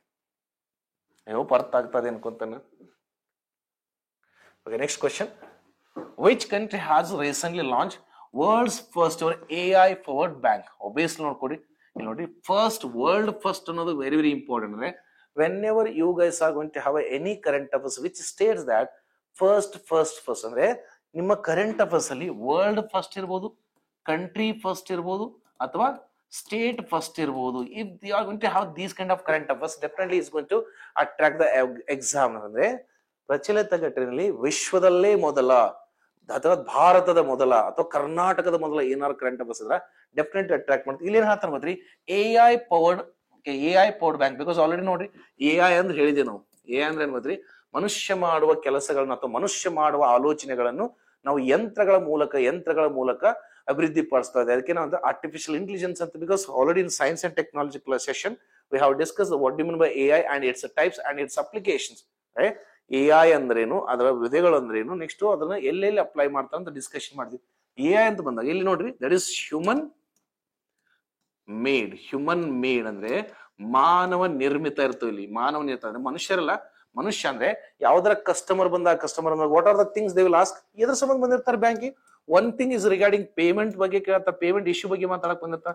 One thing regarding that is deposits ಬಗ್ಗೆ ಬಂದಿರ್ತಾರ, ಇಲ್ಲ ವಿತ್ಡ್ರಾಲ್ ಬಂದಿರ್ತಾರ. ಇಲ್ಲ ತಾನು ಬ್ಯಾಂಕ್ ಓಪನಿಂಗ್ ಅಂದ್ರೆ ಅಕೌಂಟ್ ಓಪನಿಂಗ್ ಸಂಬಂಧ ಬಂದಿರ್ತಾರ. So this are the basic things we are going to see in a bank, right? Bank ಅಲ್ಲಿ ಹೋದಾಗ ಬೇಸಿಕ್ ಥಿಂಗ್ಸ್ ಇರ್ತವೆ. ಇಲ್ಲಪ್ಪ ಸಮ್ ಏನ್ ಮಾಡ್ತಾರೆ, ಸಮ್ ಟೈಮ್ ಡಿಸ್ಪ್ಯೂಟ್ ಸಂಬಂಧ ಬಂದಿರ್ತಾರೆ. ವಾಟ್ ಇಸ್ ದ ಡಿಸ್ಪ್ಯೂಟ್ಸ್ ಅಂದ್ರೆ, ಸರ್ ನನ್ನ ಅಕೌಂಟ್ ಅಲ್ಲಿ ಅಂದ್ರೆ ಅಮೌಂಟ್ ಡೆಬಿಟ್ ಆಗೈತಿ ಬಟ್ ರಿಸೀವರ್ ಬ್ಯಾಂಕಿಗೆ ಹೋಗಿಲ್ಲ. ಬಟ್ ಏನ್ ಹೇಳ್ತಾರೆ, your money is safe with my bank, that is you will be having 3 to 4 days credit ಆಗತ್ತೆ ಅಂತ ಹೇಳ್ತೆ. ಬಟ್ 3 ದಿನ ಆದ್ರೂ ನನ್ನ ಅಮೌಂಟ್ ವಾಪಸ್ ಬಂದಿಲ್ಲ. But to whom to ask? obviously ಏನಂತ ನಿಯರ್ ಬೈ ಬ್ರಾಂಚ್ ಗೆ ಹೋಗ್ತಾನಲ್ಲ, ಅಂದ್ರೆ ನನ್ನ ಬ್ಯಾಂಕ್ ಬ್ರಾಂಚ್ ಗೆ ಹೋಗ್ತಾನೆ. This are the areas where human can have a enquiry, right? ಅಂದ್ರೆ ಬ್ಯಾಂಕಿಗೆ ಹೋದ ಇದ ಕೆಲಸ ಬಂದ, ಅದಕ್ಕೆ ನಾವು ಇಲ್ಲಿ ಯಾರಿಗೂ ಹ್ಯೂಮನ್ ಬೇಕಲ್ಲ. ಅದಕ್ಕೆ ಏನ್ ಮಾಡಿದ, ಯಾವ್ದೋ ಒಬ್ಬ ವ್ಯಕ್ತಿ ಬಂದಾಗ ರ್ಯಾಂಡಮ್ಲಿ ಕ್ವಶನ್ ಕೇಳ್ತಾನೆ. ಫಾರ್ ಎಕ್ಸಾಂಪಲ್, ಮೊದಲಿಗೆ ನಾವು ಕಸ್ಟಮರ್ ಕೇರ್ ಕಾಲ್ ಮಾಡ್ತಿದ್ವಾ? ಕಾಲ್ ಮಾಡಿದಾಗ ಅವ್ರು ಏನಂತಿದ್ ಗೊತ್ತ್ರಿ? ಹಿಂದಿ ಇಂಗ್ಲಿಷ್ ಮಾತಾಡೋದ್ ಏನಂತಿದ್ ನಾವು, ಮೇಡಮ್ ಯಾರಾದ್ರೂ ಕನ್ನಡದಲ್ಲಿ ಮಾತಾಡ್ತಿದ್ರೆ ಹೇಳ್ರಿ ಅಂತಿದ್ವಿ ನಾವು. obviously if I know only Kannada ಅಂದಾಗ obviously I will ask my language, right? ಹಾಗಾಗಿ ಈಗೇನ್ ಮಾಡ್ತಾನೆ, ಮನುಷ್ಯ ಕೇಳುವ ಪ್ರಶ್ನೆಗಳ ರ್ಯಾಂಡಮ್ಲಿ ಚೂಸ್ ಮಾಡ್ಕೊಂಡು ಅದೊಂದು ಪ್ರೋಗ್ರಾಮ್ ಬರ್ದ್ಬಿಟ್ಟು ಅದಕ್ಕೆ ಬರ್ತೀರಿ. ಕನ್ನಡಕ್ಕಾಗಿ 1 ಒತ್ತಿ, ಇಂಗ್ಲಿಷ್ಗಾಗಿ 3 ಒತ್ತಿ, ಈ ತರ ಬರ್ತದ್ರಿ. ಇಲ್ಲ ನೀವು ಏನೋ ರೆಸ್ಪಾಂಡ್ ಮಾಡ್ಲಿಲ್ಲ ಅಂದ್ರೆ, if you want to hear the information again you have to click on 0 or 9 ಅಂದಿರ್ತಾನ. ಇಲ್ಲ ನೀವು ಇನ್ನೂ ರೆಸ್ಪಾಂಡ್ ಮಾಡ್ಲಿಲ್ಲ ಅಂದ್ರೆ ನಿಮ್ಮ ಕಡೆಯಿಂದ ಯಾವುದೇ ಪ್ರತಿಕ್ರಿಯೆ ಬಾರದಿಂದ ಕರೆಯನ್ನು ಅಂತ್ಯಗೊಳಿಸಲಾಗುತ್ತಂತೆ. Nothing but human related activities ನಾವೇನ್ ಮಾಡ್ತೀವಿ, we are going to make machine to act like a human being. ಅದಕ್ಕೆ ನಾವು AI ಪವರ್ಡ್ ಅಂತ. ಹಾಗಾದ್ರೆ ಇದಕ್ಕೆ ಸರಿಯಾದ ಉತ್ತರ ದಟ್ ಇಸ್ ಮಲೇಷಿಯಾ. ಹಾಗಾದ್ರೆ ಯಾವ್ದಾದ್ರು bank? That is RYT bank ಅಂತ ಹೇಳ್ತಾರೆ. ಎಕ್ಸಾಮ್ ಅಲ್ಲಿ ನೋಡ್ಕೊಡಿ, ಬ್ಯಾಂಕ್ ಹೆಸರು ಕೇಳ್ಬೋದು. What is the bank name? That is RYT bank. ಅಂದ್ರೆ ಇದಕ್ಕೆ ಸರಿಯಾದ ಉತ್ತರ Malaysia, that is RYT bank. Sir ಈ ತರ ವರ್ಲ್ಡ್ಸ್ ಫಸ್ಟ್, ಕಂಟ್ರಿ ಫಸ್ಟ್ ಬರೋದ್ರಿಂದ they will attract lots of the investors. ಅವೇನ ಗೊತ್ತಿ, ಲಾಟ್ಸ್ ಆಫ್ ದ ಇನ್ವೆಸ್ಟರ್ ನ ಅಟ್ರಾಕ್ಟ್ ಮಾಡ್ಲಿಕ್ಕೆ ಹೆಲ್ಪ್ ಆಗುತ್ತೆ. ಈಗ ನೋಡ್ರಿ, if I am going to work as a software engineer, obviously ಏನ್ ಮಾಡ್ತಾನೆ, I want to go for Malaysia because Malaysia is going to provide something for my knowledge, right? So ಹೀಗಾಗಿ ಈ ತರ current affairs ಯಾವಾಗ ನಿಮ್ಮ ಎಕ್ಸಾಮ್ಗೆ attract ಆಗ್ತಾವ್ರಿ. So ಹೀಗಾಗಿ ಇದಕ್ಕೆ ಸರಿಯಾದ ಉತ್ತರ ಮಲೇಷಿಯಾ. ಹಾಗಾದ್ರೆ ಸ್ವಲ್ಪ ಲೋಕಲ್ ಕರೆಂಟ್ ಅಫೇರ್ಸ್ ನೋಡ್ಬಿಡ್ಲ. ಲೋಕಲ್ ಕರೆಂಟ್ ಅಫೇರ್ಸ್ ನೋಡಿ. ಬೆಸ್ಟ್ ಎಕ್ಸಾಂಪಲ್, ಭಾರತದ ಮೊದಲ ಡಿಜಿಟಲ್ ಅಂತ ಆಬ್ವಿಯಸ್ಲಿ ಮನುಷ್ಯರಲ್ಲ, ಡಿಜಿಟಲ್ ಪಂಚಾಯತ್. ಲಾಸ್ಟ್ ಕ್ಲಾಸ್ ಅಲ್ಲಿ ಕವರ್ ಮಾಡಿದ್ರು. ಭಾರತದ ಮೊದಲ ಡಿಜಿಟಲ್ ಪಂಚಾಯತ್ ಯಾವ್ದು? That is Pullampara. ಯಾವ ರಾಜ್ಯ? ಕೇರಳ ರೀ. ನೆಕ್ಸ್ಟ್, ಭಾರತದ ಮೊಟ್ಟ ಮೊದಲ ಸಂಪೂರ್ಣ ಡಿಜಿಟಲ್ ರಾಜ್ಯ ಯಾವುದು? ಕೇರಳ ಅಂತ ಬಂದ್ರಿ. Current affairs just 2 days back cover ಮಾಡಿದ್ರೆ, ಭಾರತದ ಮೊದಲ ಡಿಜಿಟಲ್ ಪಂಚಾಯತ್ ಪುಲಾಂಪರ, ಕೇರಳದಲ್ಲಿದೆ ಪಂಚಾಯತಿ. ಭಾರತದ ಮೊದಲ ರಾಜ್ಯ ಯಾವುದು? ಡಿಜಿಟಲಿ ಲಿಟ್ರಸಿ, ಸಂಪೂರ್ಣ ಡಿಜಿಟಲ್ ಲಿಟ್ರಸಿ ಅಂತ ಹೇಳಿದ್ದು ದಟ್ ಇಸ್ ಕೇರಳ ರೀ. ನೆಕ್ಸ್ಟ್ ಮಾಡಿದ್ರಿ, ಭಾರತದ ಮೊದಲ AI ನ್ಯೂಸ್ ಆಂಕರ್ ಅಂತ ಬಂದ್ರೆ ಯಾವ್ದು? ಲೀಸಾ ಅಂತ ಬಂದ್ರಿ, ಲೀಸಾ ದಟ್ ಇಸ್ ಒಡಿಸ್ಸಾ. ಅದೇ ಕರ್ನಾಟಕದ ಮೊದಲ AI ಆಂಕರ್ ಅಂದ್ರೆ ಏನ್ರಿ? That is Soundarya that is power news channel ಮಾಡಿದ್ದು, ಪವರ್ ಅಂತ ನ್ಯೂಸ್ ಚಾನಲ್. ಅದೇ ಬರ್ರಿ ನೆಕ್ಸ್ಟ್ ನೋಡ್ಕೊರಿ, ಭಾರತದ ಮೊದಲ AI ಸ್ಕೂಲ್ ಎಲ್ಲಿ ಹಾಕಿದ್ರು? That is again Kerala. ಈಗ ನೋಡ್ರಿ, ಭಾರತದ ಸಂಪೂರ್ಣ ಡಿಜಿಟಲ್ ಸಾಕ್ಷರತೆ ಹೊಂದಿರೋದಕ್ಕೆ ರಾಜ್ಯ ಕೇರಳ ಅಂದಾಗ ಅಲ್ಲೇ ಹಾಕಿರ್ಬೇಕಲ್ಲಿ. ಭಾರತದ ಮೊದಲ AI teacher that is Iris, ಅದು ಕೂಡ ಕೇರಳ. ಸೊ ಒನ್ ಆರ್ ಅನ್ನೋದು ಏನ್ ಗೊತ್ತು, you have to link all these things like this. ಅಂದ್ರೆ ಒಂದು ಪಾಯಿಂಟ್ ಗೊತ್ತಾದಾಗ ನೀವು ಡೈಲಿ ಕರೆಂಟ್ ಅಫೇರ್ಸ್ ಪ್ರಾಕ್ಟೀಸ್ ಮಾಡ್ತಾ ಇದ್ರೆ, ಫಾಲೋ ಮಾಡ್ತಾ ಇದ್ರೆ, ಅದಕ್ಕೆ ಹೇಳ್ತಾನ್ರಿ ಬೇಗ ರಿವಿಷನ್ ಆಗ್ತದೆ. ನಾವ್ ಯಾವತ್ತು ಡೈರೆಕ್ಟ್ಲಿ ಕೊನೆಯ ಹಂತದಲ್ಲಿ ನೋಡ್ಬೇಕಾದ್ರೆ ಅವಾಗ ನಮ್ಗೆ ರಿವಿಷನ್ ಕರೆಕ್ಟ್ ಆಗಲ್ಲ. ಡೈಲಿ ಪ್ರಾಕ್ಟೀಸ್ ಮಾಡ್ತಾ we have to link each other. So please remember, ಇದಕ್ಕೆ ಸರಿಯಾದ ಉತ್ತರ that is Malaysia. Next one, which Indian city has secured 104th position in the recent release smart city ranking 2025? Again previous ಅಲ್ಲಿ discussion ಮಾಡಿದ್ವಲ್ಲಿ ನಾವೇನ್ ಮಾಡಿದ್ವಿ, only we have taken that is first ಅಷ್ಟ discussion ಮಾಡಿ. But what is the position of India? ಹಾಗಾದ್ರೆ ಭಾರತದ ಏನಾದ್ರು position ಇರಬೇಕಲ್ಲ, what is the position of India? ಹಾಗಾದ್ರೆ ಇಂಡಿಯಾದ ಏನಂತಂದ್ರೆ ಇಲ್ಲಿ ಏನಕ್ಕೆ ಪರ್ಟಿಕ್ಯುಲರ್ ನೋಡಿ 104th ಅಂತ ಮೆನ್ಷನ್ ಮಾಡಿಬಿಟ್ರ, ಅಂದ್ರ India was not able to secure any ranking within the 100 ಅಂತ ಅರ್ಥ. ಅಂದ್ರೆ ಭಾರತ 100 ರ್ಯಾಂಕ್ ಒಳಗ ಇದನ್ನ ಯಾವ್ದು ಪ್ಲೇಸ್ ಅಲ್ಲಿ ಬಂದಿಲ್ಲ ಅಂತ ಅರ್ಥದ್ರಿ. ಅಂದ್ರೆ nothing but you can say that the people who are having money always they are interested in western country. ಅಂದ್ರೆ ಯಾರ ಕಡೆ ಹಣ ಇದಲ್ಲ ಅವರು ಆಲ್ಮೋಸ್ಟ್ ಯುರೋಪ್ ಕಡೆ ಜಾಸ್ತಿ ಹೋಗ್ತಾರೆ. ಈಗ ನೀವು ನೆಗೆಟಿವ್ ಅವ್ರ ತಿಳ್ಕೊಡ್ರಿ, ಪಾಸಿಟಿವ್ ಅವ್ರ ತಿಳ್ಕೊಡ್ರಿ, ಇಟ್ಸ್ ಆಲ್ ಯುವರ್ ವಿಶ್. ನೀವು ಕಮೆಂಟ್ ಬಾಕ್ಸ್ ಏನಾರ ಮೆನ್ಷನ್ ಮಾಡ್ರಿ. ಈಗ IPL ಮುಗಿದ್ಮೇಲೆ Virat Kohli what ever the money has earn in India, ಇವ್ರೆಲ್ಲ ಹೋದ್ರು? ಲಂಡನ್ಗೆ ಹೋದ್ರಲ್ಲ ಎಂಜಾಯ್ ಮಾಡ್ಲಿಕ್ಕೆ ಸರ್. ಯಾಕಂದ್ರೆ ನಮ್ಮಲ್ಲಿ ನೋಡ್ಕೊಡ್ರಿ, we have article 21 that is okay. Maneka Gandhi versus union of India ಪ್ರಕರಣ 1917. ಅಂದ್ರೆ ನಾನು ಭಾರತದ ಪ್ರಜೆಯಾಗಿ ವಿದೇಶಕ್ಕೂ ಪ್ರಯಾಣ ಮಾಡುವುದು ನನ್ನ 21ರಲ್ಲಿ ವೈಯಕ್ತಿಕ ಸ್ವಾತಂತ್ರ್ಯದ ಹಕ್ಕನ್ನು ಬರ್ದಿದೆ. ವಿರಾಟ್ ಕೊಹ್ಲಿ ಅವರು ಲಂಡನ್ ಹೋಗಿ ಏನ್ ಮಾಡಿದ್ರು? ಲಂಡನ್ ಹೋಗಿ ಅಲ್ಲಿ ಎಂಜಾಯ್ ಮಾಡತ್ತಾರ. ಮತ್ತೆ ಇಲ್ಲೇ ಉಳಿಬೋದಾಗಿತ್ತಲ್ಲ, ಬೆಂಗಳೂರದಾಗ ಉಳಿಬೋದಾಗಿತ್ತು, ಮುಂಬೈದಾಗ ಉಳಿಬೋದಾಗಿತ್ತು, ಲಕ್ನೋದಾಗ ಉಳಿಬೋದಾಗಿತ್ತು, ಡೆಲ್ಲಿ ಒಳಗೆ ಉಳಿಬೋದಾಗಿತ್ತು. ಅದನ್ನ ನೀವು ಥಿಂಕ್ ಮಾಡಿ. ಯಾಕಂದ್ರೆ ಆಸ್ ಅ ಜುಡಿಷಿಯರಿ ಸ್ಟೂಡೆಂಟ್, ನಾನೊಬ್ಬ LLB ಸ್ಟೂಡೆಂಟ್ ಆಗಿ ನಾ ಹೇಳ್ತೇನೆ, ನಮ್ಮಲ್ಲಿ ಒಂದು ಪ್ರಕರಣದಲ್ಲಿ ಸುಪ್ರೀಂ ಕೋರ್ಟ್ ತೀರ್ಪು ಕೊಟ್ಬಿಟ್ಟೈತಿ. ಏನಂದ್ರೆ ಪ್ರತಿಯೊಬ್ಬ ಭಾರತದ ಪ್ರಜೆಯು ವಿದೇಶಕ್ಕೆ ಪ್ರಯಾಣಿಸುವುದು ಅವರ ಮೂಲಭೂತ ಹಕ್ಕು. ದಟ್ ಇಸ್ ಆರ್ಟಿಕಲ್ 21 ಅಲ್ಲಿ ಇಟ್ಸ್ ಪರ್ಸನಲ್ ಲಿಬರ್ಟಿ ಅಂತ ಹೇಳ್ತಾರೆ, ವೈಯಕ್ತಿಕ ಸ್ವಾತಂತ್ರ್ಯ. ಯಾವಾಗ ಡಿಸೈಡ್ ಮಾಡಿದ್ರು? 1978 Maneka Gandhi versus union of India ಪ್ರಕರಣ ರೀ. ಸೊ ಹೀಗಾಗಿ ಇಂಡಿಯಾದ ಟಾಪ್ 100 ಅಲ್ಲಿ ಬಂದಿಲ್ಲ ಅಂತಾರ, it's time to improve. But ಮಾಡ್ತಾ ಇದೀವಿ, ನಾವೇನ್ ಮಾಡ್ತೀವಿ, ನೀರಕ್ಕೆ ಮಳಿ ಬಂದ್ರೆ ಎಲ್ಲಾ ನೀರು ಎಲ್ಲಾ ಕಡೆ ಸ್ಪ್ರೆಡ್ ಆಗ್ತಾ ಇದೆ. ಯಾಕಂದ್ರೆ may be V are not planning properly. ಅಂದ್ರೆ ಅರ್ಬನೈಸೇಷನ್ ಮಾಡ್ತಾ ಇದೀವಿ, ಸಿಟೀಸ್ ಪ್ಲಾನ್ ಮಾಡ್ತೀವಿ, ಕರೆಕ್ಟ್ ಆಗಿ ಪ್ಲಾನ್ ಮಾಡ್ತಾ ಇಲ್ಲ. ಅದಕ್ಕೆ ಬೇಕಾದ್ರೆ ನೋಡ್ರಿ, ಈ ವರ್ಷ ಮಳೆಗಾಲದಲ್ಲಿ ನೋಡಲಿ ಎಷ್ಟು ಸಿಟಿ, ಧಾರವಾಡದಲ್ಲಿ ಕೂಡ ಹೆವಿ ಫ್ಲಡ್, ಅಂದ್ರೆ ಎಲ್ಲ ಕಡೆ ಬ್ಲಾಕ್ ಆಗಿಬಿಟ್ಟು. ಯಾಕಂದ್ರೆ we are not letting drainage system. ಅಂದ್ರೆ ಚರಂಡಿಗೆ ಕೂಡ ನಾವು ಜಾಗ ಬಿಡ್ತಾ ಇಲ್ಲ ಅಂದಾಗ ಅಲ್ಲಿ ವಾಟರ್ ಲಾಗ್ ಆಗತ್ತಲ್ಲ. We are going to have a water log ಅಂದ್ರೆ ಒಂದ್ ಕಡೆ ನೀರ್ ನಿಂತು ಬಿಡ್ತೈತ್ರಿ. ನೀರು ಒಂದೇ ಕಡೆ ನಿಂತಾಗ ಆಬ್ವಿಯಸ್ಲಿ ಏನ್ ಗೊತ್ತಿ, ಅಲ್ಲಿ ಕ್ರಿಮಿ ಕೀಟಗಳು, some virus, some the micro organism which are going to spread disease ಅಲ್ಲಿ ಬೆಳಿಲಿಕ್ಕೆ ಸ್ಟಾರ್ಟ್ ಆಗ್ತವ್ರಿ. ಸೊ ಹೀಗಾಗಿ ನೋಡ್ಕೊಡ್ರಿ. ಹೀಗಾಗಿ ಅಂದ್ರೆ ಇವ್ರು ಆಸ್ ಅ ಲಾ ಸ್ಟೂಡೆಂಟ್ ಇದು ಅವರ ವೈಯಕ್ತಿಕ ವಿಚಾರ ಅಂತೇಳಿ. ಬಟ್ ಆದ್ರೂ ಕೂಡ ಈ ತರ ಕಂಪೇರ್ ಮಾಡ್ತಿರ್ಬೇಕು. ಆಬ್ವಿಯಸ್ಲಿ ಆಸ್ ಅ ಫ್ಯಾಕಲ್ಟಿ ಮತ್ ನಮಗೂ ಇಂಪ್ರೂವ್ ಆಗೋದು ಯಾವಾಗ ಅಂತ ಕೇಳ್ಬೇಕಲ್ಲ ನಾವು. ಅದಕ್ಕೆ ನೀವು ಅಂತೀರಿ ಸರ್ ಪೊಲಿಟಿಷಿಯನ್ ಸರಿ ಇಲ್ಲ ಹಂಗ ಅಂತ ನೀವು ಕಮೆಂಟ್ ಅಲ್ಲಿ ಅನ್ಬೋದ್ರಿ. ಬಟ್ ಪೊಲಿಟಿಷಿಯನ್ ಅಂದ್ರೆ ಯಾವ್ದು? ನಾವೆಲ್ಲ ಎಲೆಕ್ಟ್ ಮಾಡಿದ್ದು ಅಂದ್ರೆ during the election vote for your constituency development, not for any celebrity face. ಅಂದ್ರೆ ನೀವು ನಿಮ್ಮ ಕ್ಷೇತ್ರದಲ್ಲಿ ವೋಟ್ ಹಾಕ್ಬೇಕಾರ ನಿಮ್ಮ ಕ್ಷೇತ್ರದ ಅಭ್ಯರ್ಥಿಯ ಕೆಲಸದ ಆಧಾರದ ಮೇಲೆ ವೋಟ್ ಹಾಕ್ರಿ ಹೊರತು ಯಾವುದೇ ಪಕ್ಷ ಅಲ್ಲ, ಯಾವುದೇ ಸೆಲೆಬ್ರಿಟಿ ರ್ಯಾಲಿ ಕರ್ಕೊಂಡ್ ಬಂದಾರ ಅಂತಲ್ಲ. ಬಿಕಾಸ್ ಟುಮಾರೋ ನಿಮ್ ಊರಲ್ಲಿ ಏನಾದ್ರು ಚರಂಡಿ ಪ್ರಾಬ್ಲಮ್ ಆದ್ರ ನಿಮ್ಮ ಊರಿನಲ್ಲಿರೋ ನಿಮಗ್ ತೊಂದರೆ ಆಗತ್ತೆ. ಸೆಲೆಬ್ರಿಟಿ ಮನಿ ಬೇರೆ ಕಡೆ ಇರ್ತೈತ್ರಿ. ಅಂದ್ರೆ vote for development, not for any political party or not for any religion or any caste. Vote for development, because I am not saying Ambedkar said. Ambedkar ಅವರು 1950 ಒಂದು ಮಾತು ಹೇಳಿದ್ರೆ, democracy will not work in India because people are not conscious while choosing their leaders ಅಂತ ಹೇಳಿ. I am not saying Ambedkar ಇದ್ದಾರೆ, ಬೇಕಾದ್ರೆ video link ಹಾಕ್ತೀವಿ ಸಪೋರ್ಟಿವ್ಲಿ. ಅಂದ್ರೆ ಸಂವಿಧಾನ ಬರೆದವರ ಆ ಮಾತಂದ್ರೆ, ಯಾಕಂದ್ರೆ ಭಾರತದಲ್ಲಿ ಪ್ರಜಾಪ್ರಭುತ್ವ ವರ್ಕ್ ಆಗಲ್ಲ. ಯಾಕಂದ್ರೆ people are not conscious while choosing their leaders. ಅಂದ್ರೆ ಜನ ತಮ್ಮ ಪ್ರತಿನಿಧಿಗಳನ್ನ ಆಯ್ಕೆ ಮಾಡ್ಬೇಕಾದ್ರೆ ಅವ್ರಿಗೆ ಯಾರನ್ನ ಆಯ್ಕೆ ಮಾಡ್ತಿದ್ದು ಗೊತ್ತಿಲ್ಲ. ಅಂದ್ರೆ ನಾವೊಂದು ಪೊಲಿಟಿಕಲ್ ಪಕ್ಷ ಕಟ್ತೀನಿ,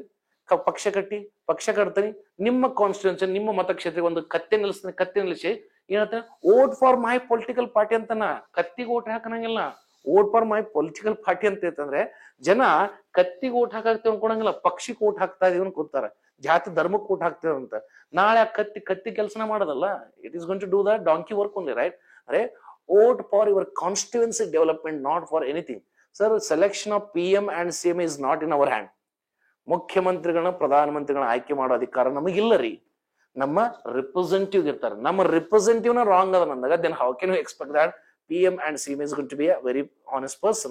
So please think about this one. ಯಾಕ ನಾವು ಫ್ಯೂಚರ್ ಜನರೇಷನ್ ಒಂದು ಒಳ್ಳೆ ಎನ್ವೈರನ್ಮೆಂಟ್ ಕೊಡ್ಬೇಕಂದ್ರೆ ಈ ತರ ಯಂಗ್ಸ್ಟರ್ ಥಿಂಕ್ ಮಾಡೋದು ತಪ್ಪಿಲ್ಲ ಅಂತೀನಿ. Because young people has to be in a government. ಅಂದ್ರೆ ಯಂಗ್ಸ್ಟರ್ಸ್ ಎಷ್ಟು ಗವರ್ಮೆಂಟ್ ಅಲ್ಲಿ ಹೋಗ್ತಾರಲ್ಲ ಅಷ್ಟು ಇಂಪ್ರೂವ್ಮೆಂಟ್ ಆಗ್ಲಿಕ್ಕೆ ಸ್ಟಾರ್ಟ್ ಆಗತ್ರಿ.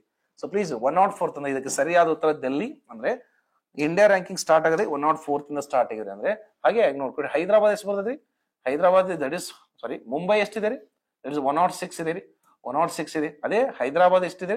109 ಇದೆ. ಹಾಗೆ ಬೆಂಗಳೂರು ನೋಡ್ಕೊಡ್ರ, ಬೆಂಗಳೂರು 110 ರ್ಯಾಂಕ್. ಅಂದ್ರೆ ಕರ್ನಾಟಕದಲ್ಲಿ ನೋಡ್ರಿ ಬೆಂಗಳೂರು ಇಸ್ 110th ರ್ಯಾಂಕ್. ಅಂದ್ರೆ among all the cities in world, ಪ್ರಪಂಚದ ಎಲ್ಲ ಪಟ್ಟಣದಲ್ಲಿ ಬೆಂಗಳೂರು ಎಷ್ಟನೇ ಪ್ಲೇಸ್ ಇದೆ? ಬೆಂಗಳೂರು ಎಷ್ಟನೇ ಪ್ಲೇಸ್ ಇದೆ? That is 110. ಮತ್ತೆ ಸರ್ಕಾರ ಇದನ್ನ ಕೇಳಲ್ಲ, ಎಷ್ಟೋ ಜನ ಬೆಂಗಳೂರಿಗೆ ಉದ್ಯೋಗ ಹುಡ್ಕೊಂಡು ಹೋಗ್ತಾರ.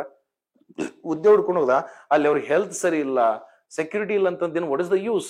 ಸೊ ಹೀಗಾಗಿ ನೋಡ್ಕೊಡ್ರಿ, ಹೀಗಾಗಿ ಸಮ್ ಟೈಮ್ಸ್ ಬೆಂಗಳೂರು ರ್ಯಾಂಕ್ ನ ಎಷ್ಟು ಅಂತ ಕೇಳ್ಬೋದು, ದಟ್ ಇಸ್ 110. ಇಲ್ಲಪ್ಪ 104ನೇ ಅಥವಾ ಡೆಲ್ಲಿಯ ರ್ಯಾಂಕಿಂಗ್ ಎಷ್ಟು? 104. ಅದೇ ಮುಂಬೈದು 106 ಇದೆ, ಹೈದರಾಬಾದ್ 109 ಇದೆ. So please remember this one, think about this one. ನಂದು ಒಪಿನಿಯನ್ ಹೇಳಿದ್ because we have a freedom of expression. Because article 19 sub clause 1 sub clause A ದಲ್ಲಿ we have freedom of expression. ನನ್ನ ಒಪಿನಿಯನ್ ಹೇಳಿದ್ರೆ some people ಅದು ಸರಿ ಅನ್ಸ್ಬೋದು, some people wrong ಅನ್ಸ್ಬೋದು. Some people ಸರಿ ಅನ್ಸ್ಬೋದು, ಸಮ್ ಪೀಪಲ್ ರಾಂಗ್ ಅನ್ಸ್ಬೋದು. It's all depend on your view. ಯಾಕಂದ್ರೆ because we have that is freedom of expression. Is it clear now? Okay, next one. Okay. Recently Israel have completed which integrated airdrop test for the safe return of crew in Gaganyaan ಅಂತ ಹೇಳ್ತಾರೆ. Please remember one thing ಕೊಡಿ. What do you mean by crew? Crew ಅಂತ ಬಂದಾಗ, sir, if I take this as a rocket, sir, ಇದು rocket ಅಂತಂದ್ರೆ, rocket ಅಂದ್ರೆ ಈ upper part ಅಲ್ಲಿ ನೋಡ್ರಿ, ಅಪ್ಪರ್ ಪಾರ್ಟ್ ಇದೆಯಲ್ಲ, this upper portion, this upper portion we call as crew. ಅಂದ್ರೆ ಕ್ರೀವ್ ಅಂದ್ರೆ ಏನ್ ಗೊತ್ತ್ರಿ?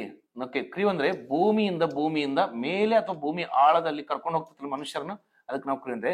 ಕ್ರೂ is a machine which is made to provide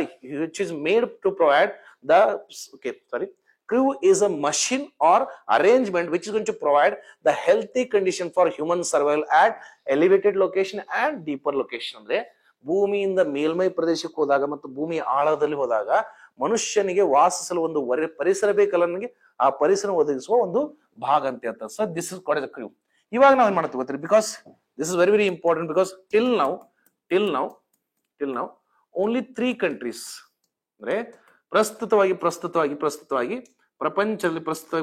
ಪ್ರಪಂಚದಲ್ಲಿ ದಿಸ್ ಇಸ್ ಅರ್ತ್. ಪ್ರಸ್ತುತವಾಗಿ ಪ್ರಪಂಚದಲ್ಲಿ ತಮ್ಮದೇ ರಾಕೆಟ್ ಅನ್ನು ಬಳಸಿಕೊಂಡು ಮನುಷ್ಯರನ್ನು ದಟ್ ಇಸ್ ಸ್ಪೇಸ್, ಮನುಷ್ಯರನ್ನು ಸ್ಪೇಸ್ಗೆ ಕಳಿಸಿದ ಕೇವಲ 3 ದೇಶಗಳು. One is that is Russia, USA and China.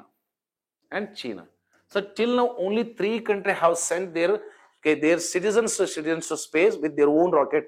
ಆದ್ರೆ ಭಾರತ 4ನೇ ಸ್ಥಾನದಲ್ಲಿ ಆಗ್ಬೇಕಂತ ನಾವೇನ್ ಮಾಡ್ತೀವಿ? ದಟ್ ಇಸ್ ಗಗನಯಾನ್ ಮಿಷನ್ ಮಾಡ್ತಾರೆ.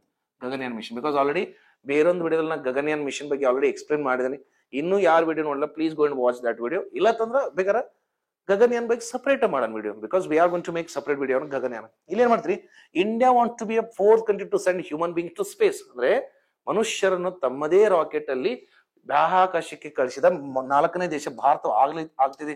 ಬಟ್ ಏನ್ ಗೊತ್ತ್ರಿ sir, earth is rotating about its own axis from west to east direction with 485 meter per second. ಅಂದ್ರೆ 1 ಸೆಕೆಂಡ್ಗೆ 485 ಮೀಟರ್ ವೇಗದಲ್ಲಿ ತನ್ನನ್ನು ತಿರುಗುತ್ತಾ ಇದೆ. And sir, if I am going to send human beings ಅಂದಾಗ ಆಬ್ವಿಯಸ್ಲಿ ರಿಟರ್ನ್ ಬರಬೇಕಲ್ಲ, they have to come back return. So ಹೀಗಾಗಿ ನಾವು ಗಗನಯಾನ ವಿಷಯ ಏನ್ ಮಾಡ್ತೀವಿ? ಭೂಮಿಯಿಂದ 400 ಕಿಲೋಮೀಟರ್ ಎತ್ತರಕ್ಕೆ ಅಂದ್ರೆ 3 ದಿನಗಳು ಕಳಿಸ್ತಾ ಇದೆ ಅಂದಾಗ, ಸರ್ ಬರ್ತಾ if this is the earth, they have to have that is moon over. ಬರ್ತಾ ರೊಟೇಟ್ ಆಗಿ ರಿವಾಲ್ವ್ ಆಗಿ last they have to come at centre, right? Centre ಅಂದ್ರೆ ಇದು ಬಂದು ಭೂಮಿ ಬೆಸ್ಟ್ ಎಕ್ಸಾಂಪಲ್. ಸುನಿತಾ ವಿಲಿಯಮ್ಸ್ ನೋಡಿರಿ ಅನ್ಕೊಂತ, ಸುನಿತಾ ವಿಲಿಯಮ್ಸ್ ಅವ್ರು ಕರ್ಕೊಂಬರ್ಬೇಕಾದ್ರ ಸರ್ ನಾವು ಸ್ಪೇಸ್ ಎಕ್ಸ್ ಕಂಪ್ನಿಯ ಕ್ರೂ ಯೂಸ್ ಮಾಡ್ಕೊಂಡ್ರಿ. ಸೊ ಹೀಗಾಗಿ ಸರ್ ಫಸ್ಟ್ ಯಾವಾಗಲೂ ಮಿಷನ್ಸ್ ಮಾಡ್ಬೇಕಾದ್ರೆ ಫಸ್ಟ್ ಅನ್ಮ್ಯಾನ್ಡ್ ಮಾಡ್ತಾರ, ಅನ್ಮ್ಯಾನ್ಡ್. ಯಾಕಂದ್ರೆ ಗಗನಯಾನ ಬಗ್ಗೆ ನಾ ಸಪರೇಟ್ ಆಗಿ ಹೇಳ್ತೀನಿ ಅಂತ ಹೇಳಿದೀನಿ. ಯಾಕಂದ್ರೆ ಯಾರ್ಯಾರು ಕಳಿಸ್ತಾ ಇದಾರೆ, ಎಷ್ಟು ಮನುಷ್ಯರು ಹೋಗ್ತಾ ಇದಾರೆ, ಅದ್ರ ರೋಬೋಟ್ ಯಾವ ಹೆಸರು, ಯಾವ ರಾಕೆಟ್ ಇಂದ ಕಳಿಸ್ತಾರ, ಅದನ್ನ ವಿಲ್ ಡಿಸ್ಕಸ್ ಸಪರೇಟ್ಲಿ. ಸೊ ಇಲ್ಲೇನು ಗೊತ್ತ್ರಿ, ಜಸ್ಟ್ ಫಾರ್ ಯುವರ್ ಅಂಡರ್ಸ್ಟ್ಯಾಂಡಿಂಗ್ ಅಂತ. ಹಾಗಾದ್ರೆ ಇದು ವಾಪಸ್ ಬರ್ಬೇಕಾದ್ರೆ it has to reach safely, because sir you are moving in the direction of gravity, ಅಂದ್ರೆ ಗುರುತ್ವಾಕರ್ಷಣದ ದಿಕ್ಕಲ್ಲಿ ನೀವು ಹೋಗ್ತಾ ಇದ್ದೀವಿ. ಪ್ಲಸ್ ಏನ್ ಗೊತ್ತ್ರಿ, earth is rotating about its own axis with 485 meter per second. ಗುರುತ್ವಾಕರ್ಷಣ ದಿಕ್ಕಲ್ಲಿ ಬರ್ತೀರಿ ಅಂದಾಗ ದಟ್ ಇಸ್ ಇಂಪ್ಯಾಕ್ಟ್ ಚಾನ್ಸ್ ಜಾಸ್ತಿ ಇದೆ, ಅಂದ್ರೆ ಬ್ಲಾಸ್ಟ್ ಆಗೋ ಚಾನ್ಸ್ ಇದೆ. ಯಾಕಂದ್ರೆ ಬೇಗ ನೋಡಿ, ಬೆಸ್ಟ್ ಎಕ್ಸಾಂಪಲ್ ಚಂದ್ರಯಾನ 2 ನೆನಪಿದೆ ಅನ್ಕೊಂತೇನೆ. ನಮ್ಮ Vikram land was unable to land safely on moon surface. ಅದಕ್ಕೆ ಚಂದ್ರಯಾನ 2 ನೋಡ್ರಿ, ವಿಕ್ರಮ್ ಲ್ಯಾಂಡರ್ ಬ್ಲಾಸ್ಟ್ ಆಯ್ತು. ಯಾಕಂದ್ರೆ ಅದರ ವೇಗವನ್ನು ನಿಯಂತ್ರಣ ಮಾಡಲಿಲ್ಲ, ಯಾಕಂದ್ರೆ ಇನ್ ದ ಡೈರೆಕ್ಷನ್ ಆಫ್ ಗ್ರಾವಿಟಿ, ಇಲ್ಲಿ ಚಂದ್ರನ್ ಗುರುತ್ವಾಕರ್ಷಣ ಡೈರೆಕ್ಷನ್ ನೋಡಿ. ಸೊ ಹೀಗಾಗಿ ಫಸ್ಟ್ ಮಾನವರು ಇಲ್ಲದೆ ಅಂದ್ರೆ ಅನ್ಮ್ಯಾನ್ ಟೆಸ್ಟ್ ಮಾಡ್ತಾರೆ. ಅದಕ್ಕೆ ಎಷ್ಟನೇ ಅನ್ಮ್ಯಾನ್ ಮಿಷನ್ ಇದರಲ್ಲಿ ಪರ್ಟಿಕ್ಯುಲರ್ ಏನ್ ಮಾಡತ್ತೆ ನಾವು ಇಲ್ಲಿ ಗೊತ್ತಿಲ್ಲ, that is air drop test. ಅಂದ್ರೆ ನಾವು ಫಸ್ಟ್ ಕ್ರೂ ಕಳಿಸಿದ್ವಿ, ಅಲ್ಲಿಂದ ಒಂದು ಪ್ಲೇಸ್ ಬಂದ್ಬಿಡ್ಲಿ ದೀಸ್ ಎಸ್ಟ್ನಾಟ್ಸ್ ಏನ್ ಮಾಡ್ಬೇಕು ಗೊತ್ತ್ರಿ, ಡ್ರಾಪ್ ಆಗ್ಬೇಕಲ್ಲ.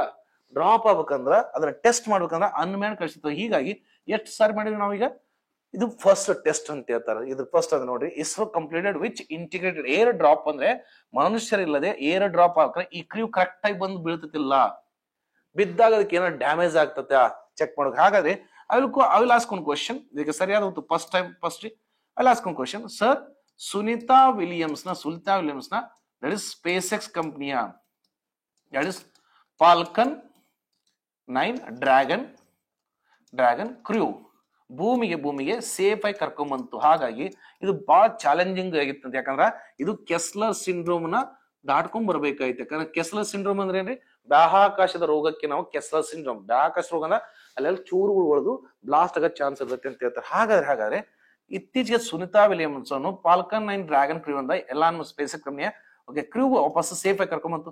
ಇದ್ರ ಐತೆ ಅಂದ್ರೆ ಇದರ ಯಶಸ್ವಿಗೋಸ್ಕರ ಈ ಫಾಲ್ಕನ್ 9 ಡ್ರ್ಯಾಗನ್ ಅಂದ್ರೆ ಯಾವ ಡ್ರ್ಯಾಗನ್ ಅಂದ್ರೆ ಯಾವ ಕ್ರೂ ಸುನಿತಾ ವಿಲಿಯಮ್ಸ್ ನವನ್ನ ಭೂಮಿ ಕರ್ಕೊಂಬಂತಲ್ಲ, ಅದಕ್ಕೆ ಮರು ನಾಮಕರಣ ಮಾಡಿದ್ರೆ. What is that sir?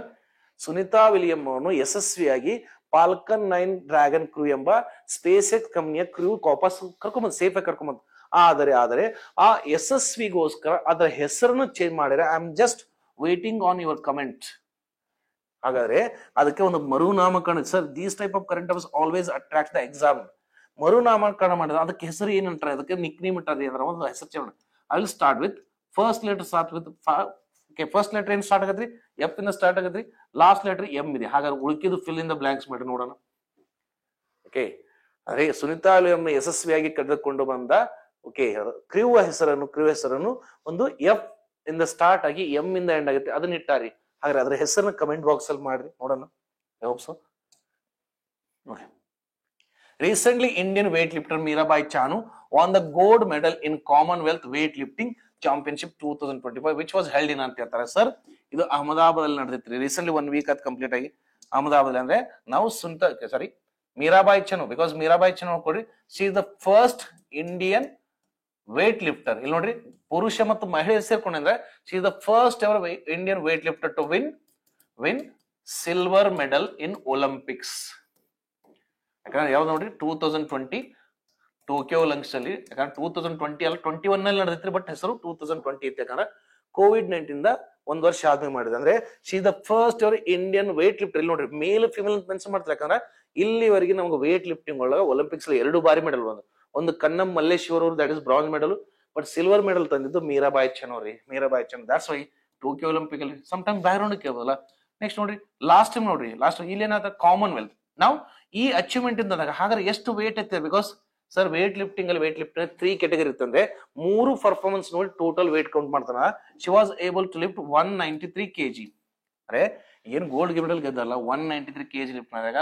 Sir weightlifting ಅಲ್ಲಿ 3 ಸ್ಟೈಲ್ಸ್, ಆ 3 ಇದರಲ್ಲಿ ಎಷ್ಟು ವೇಟ್ ಇತ್ತಿಲ್ಲ ಅದನ್ನ ಕಂಬೈನ್ ಮಾಡ್ಕೊಂಡು ಟೋಟಲ್ ಅಂತ ಹೇಳ್ತಾರೆ 193 kg. ಹಾಗಾದ್ರೆ ಎಲ್ಲಿ ನಡೆದಿತ್ತು? ಅಹಮದಾಬಾದ್. ಸರ್ ಇದರಿಂದ ಏನ್ ಗೊತ್ತ್ರಿ, ಇವರು ನೆಕ್ಸ್ಟ್ ಇಯರ್ಸ್ 2026 ಗ್ಲಾಸ್ಗೋದಲ್ಲಿ ನಡೆಯುವ ಕಾಮನ್ವೆಲ್ತ್ ಕ್ರೀಡೆಗೆ ಅರ್ಹತೆನೂ ಪಡ್ಕೊಂಡ್ರು ಅಂತ ಹೇಳ್ತಾರೆ. ಹಾಗಾದ್ರೆ ಇವ್ರು ಯಾವ ಕೆಟಗರಿಲಿ ಇದು ಮಾಡ್ತಾರೆ ಸರ್? ಇಲ್ಲಿ ನೋಡಿ, ಕಾಮನ್ವೆಲ್ತ್ ಅಲ್ಲಿ she is going to represent that is 48 kg. ಆದ್ರೆ ಒಲಿಂಪಿಕ್ಸ್ ಏನ್ ಮಾಡ್ತಾರೆ ಗೊತ್ತಿ 49 kg ಕೆಟಗರಿ. ಯಾಕಂದ್ರೆ ಬಾಡಿ ವೇಟ್ ಮೇಲೆ ನಮ್ಮ ಸಾಮರ್ಥ್ಯ ನಿರ್ಧರಿಸಿ. ಹೀಗಾಗಿ ನೋಡ್ರಿ, ಒಲಿಂಪಿಕ್ಸ್ ಅಲ್ಲಿ ಇವರು 49 kg ಒಳಗೆ ಪಾರ್ಟಿಸಿಪೇಟ್ ಮಾಡ್ತಾರೆ. ಆದ್ರೆ ಕಾಮನ್ವೆಲ್ತ್ ಅಲ್ಲಿ ದಟ್ ಇಸ್ 48 kg. ಸೊ ಹೀಗಾಗಿ ಎಕ್ಸಾಮ್ ಅಲ್ಲಿ ನಿಮ್ ಮೀರಾಬಾಯಿ ಚನುಬಾಯಿ ಹೇಳ್ತಾನೆ. ಯಾಕಂದ್ರೆ ಆಲ್ರೆಡಿ ನೋಡಿ ಇವ್ರು ಪದ್ಮಶ್ರೀನು ಕೊಟ್ಟಾರ. ನೆಕ್ಸ್ಟ್ ಭಾರತದ ಅತ್ಯುನ್ನತ ಕ್ರೀಡಾ ಪ್ರಶಸ್ತಿ ಖೇಲ್ ರತ್ನ ಪ್ರಶಸ್ತಿನೂ ಕೊಟ್ಟಿದ್ದಾರೆ. ಸೊ ಪ್ಲೀಸ್ ರಿಮೆಂಬರ್, ಇದಕ್ಕೆ ಸರಿಯಾದ ಉತ್ತರ ಅಹಮದಾಬಾದ್. ನೆಕ್ಸ್ಟ್ ಒನ್, ಯಾಕಂದ್ರೆ ಸ್ಪೋರ್ಟ್ಸ್ ಜಾಸ್ತಿ ಅದಕ್ಕೆ ಎಂಟರ್ಟೈನ್ ಮಾಡತ್ತಿಲ್ಲ. ಸ್ಪೋರ್ಟ್ಸ್ ಬಗ್ಗೆ ನಾನು ಲಾಸ್ಟ್ ಬಂದಾಗ ಅಂದ್ರೆ ನಿಮ್ಮ ಎಕ್ಸಾಮ್ ಡೇಟ್ ಅನೌನ್ಸ್ ಆದಾಗ ಒಂದು 15 ಮುಂಚೆ ಪ್ರಮುಖ ಕ್ರೀಡೆಗಳು ಅಂತೇಳಿ ಒಂದು ಸಪರೇಟ್ ವಿಡಿಯೋ ಮಾಡೇ ಮಾಡ್ತೇನೆ. ಬಟ್ ಅಲ್ಲಿ ತರ ಅಂತಾರೆ ಜಸ್ಟ್ ಟಚ್ ಇರಿ ಅಂತ ಹೇಳ್ತಾರೆ. So please remember. ಹಾಗಾದ್ರೆ recently Kilauea volcano of Hawaii Island located in which of the following ocean erupted ಅಂತ ಹೇಳ್ತಾರೆ. ಅಂದ್ರೆ which of the following ocean erupted ಅಂತ ಹೇಳ್ತಾರೆ ಸರ್. ನೋಡ್ರಿ, ನೈಸರ್ಗಿಕ ವಿಕೋಪಗಳಲ್ಲಿ ವಾಲ್ಕನೀಸ್ ಬರ್ತಾವ್ರಿ. ಲಿಸ್ಟ್ ನೆನ್ಪಿಡ್ರಿ. ಯಾಕಂದ್ರ ವಾಲ್ಕನಸ್, ಅವೆಲಾಂಚೆ, ಲ್ಯಾಂಡ್ ಸ್ಲೈಡ್, ಭೂಕುಸಿತ ರೀ. ಅವಲಾಂಚೆ ಅಂದ್ರೆ ದಟ್ ಇಸ್ ಹಿಮಕುಸಿತ ಅಂತ ಹೇಳ್ತಾರೆ. ನೆಕ್ಸ್ಟ್ ಒನ್ ರೀ, cyclones, earthquake, jet streams, polar vortex. ಇವೆಲ್ಲ ಟಾಪಿಕ್ ನಿಮ್ಮ ಜಾಗ್ರಫಿಯಲ್ಲಿ ಕವರ್ ಆಗ್ತದೆ. ಜಸ್ಟ್ ಅವ್ರು ಹಿಂಟ್ ಕೊಡತ್ತಂದ್ರೆ, ಸುದ್ದಿಯಲ್ಲಿ ಏನಾದ್ರು ನೈಸರ್ಗಿಕ ವಿಕೋಪಗಳಿದೆ, ಅದು ವಾಲ್ಕನಿಕ್ ಎರಪ್ಷನ್ ಇರ್ಬೋದು, ಇಲ್ಲತ್ತಂದ್ರ ಅವಲಾಂಚ್ ಇರ್ಬೋದು, ಲ್ಯಾಂಡ್ ಸ್ಲೈಡ್ ಇರ್ಬೋದು, ಅಥವಾ ಸೈಕ್ಲೋನ್ ಚಂಡಮಾರುತಗಳಿರ್ಬೋದು, ಭೂಕಂಪಗಳಿರ್ಬೋದು, ಜೆಟ್ ಸ್ಟ್ರೀಮ್ ಇರ್ಬೋದು, ಪೋಲಾರ್ ವರ್ಟೆಕ್ಸ್ ಇರ್ಬೋದು, ಇಲ್ಲ ಕ್ಲೌಡ್ ಬಸ್. ನ್ಯೂಸ್ ಅಲ್ಲಿ ಇದೆ cloud or glacier burst. Cloud or glacier, ಯಾಕಂದ್ರೆ ಹಿಮಾಚಲ್ ಪ್ರದೇಶ ಉತ್ತರಾಖಂಡದಲ್ಲಿ ಆಗ್ತಾ ಇದ್ರಿ ಕ್ಲೌಡ್ ಬಸ್ಟು ಗ್ಲೇಷಿಯರ್ ಮೆಲ್ಟ್ ಆಗ್ತಾ ಇದೆ ಅಂತ ಹೇಳ್ತಾರೆ. ಸೊ ನಥಿಂಗ್ ಬಟ್ ಏನ್ ಗೊತ್ತ್ರಿ, ಈ ತರ ಟಾಪಿಕ್ಸ್ ಏನಾದ್ರು ನ್ಯೂಸ್ ನಾಗಿದ್ರೆ ಕೇಳ್ತಾನೆ. ಯಾಕಂದ್ರೆ ನಿಮ್ಮ ಜಾಗ್ರಫಿಯಲ್ಲಿ ಸಪರೇಟ್ ವಿಡಿಯೋ ಮಾಡಿಸ್ಕೊಡ್ತೀವಿ, ವಿಡಿಯೋ ಮಾಡ್ತೀವಿ. ಸೊ ಹೀಗಾಗಿ ರೀಸೆಂಟ್ಲಿ ಒಂದು ವಾಲ್ಕನಿಕ್ ಎರಪ್ಷನ್ ಹವಾಯಿ ಐಲ್ಯಾಂಡ್ ಅಂತ ಹೇಳಿ, ಹವಾಯಿ ಐಲ್ಯಾಂಡ್ ಯಾವ ಓಷನ್ ಎರಪ್ಷನ್ ಇಂದ ಆಗಿದೆ ಅಂತ ಕೇಳ್ತಾನೆ.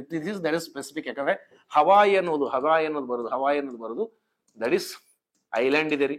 ಇದು ಯಾರ ಕಂಟ್ರೋಲ್ ಇದೆ? ದಿಸ್ ಇಸ್ US ಅಂದ್ರೆ ಹವಾಯಿ ಎಂಬ ದ್ವೀಪವು ಅಮೆರಿಕದ ಕಂಟ್ರೋಲ್ ಅಲ್ಲಿ ಇದೆ. ಅಲ್ಲಿ ರೀಸೆಂಟ್ಲಿ ನೋಡ್ಕೊಡ್ರಿ, ರೀಸೆಂಟ್ಲಿ ಒಂದು ವಾಲ್ಕನಿಕ್ ಎರಪ್ಷನ್ ಆಗಿತ್ತು. ಸೊ ಹೀಗಾಗಿ ಏನ್ ಕೇಳ್ತಾನೆ, ಯಾವ ಓಷನ್ ಇಂದ ಅಂತ ಕೇಳ್ತಾನೆ. ಎರಪ್ಟ್ ಆಗಿದ್ದು Hawaii island, that is Pacific ocean ರೀ. ಹಾಗಾದ್ರೆ ಸ್ವಲ್ಪ ಸ್ಟಾಟಿಕ್ ಕೇಳ್ಬೋದು ಸರ್, ಭಾರತದಲ್ಲಿ ಏನಾದ್ರೂ ಆಕ್ಟಿವ್ ವಾಲ್ಕನಿಕ್ ಎರಪ್ಷನ್ ಇದೆ? ಭಾರತದಲ್ಲಿ ಕೇವಲ ಒಂದೇ ಒಂದು ಆಕ್ಟಿವ್ ವಾಲ್ಕನಿಕ್ ಎರಪ್ಷನ್ ಅಂದ್ರೆ ಇಲ್ಲಿ ಇನ್ನೂ ವಾಲ್ಕನಿಕ್ ಎರಪ್ಟ್ ಆಗ್ತಾ ಇದೆ. That is Barren island.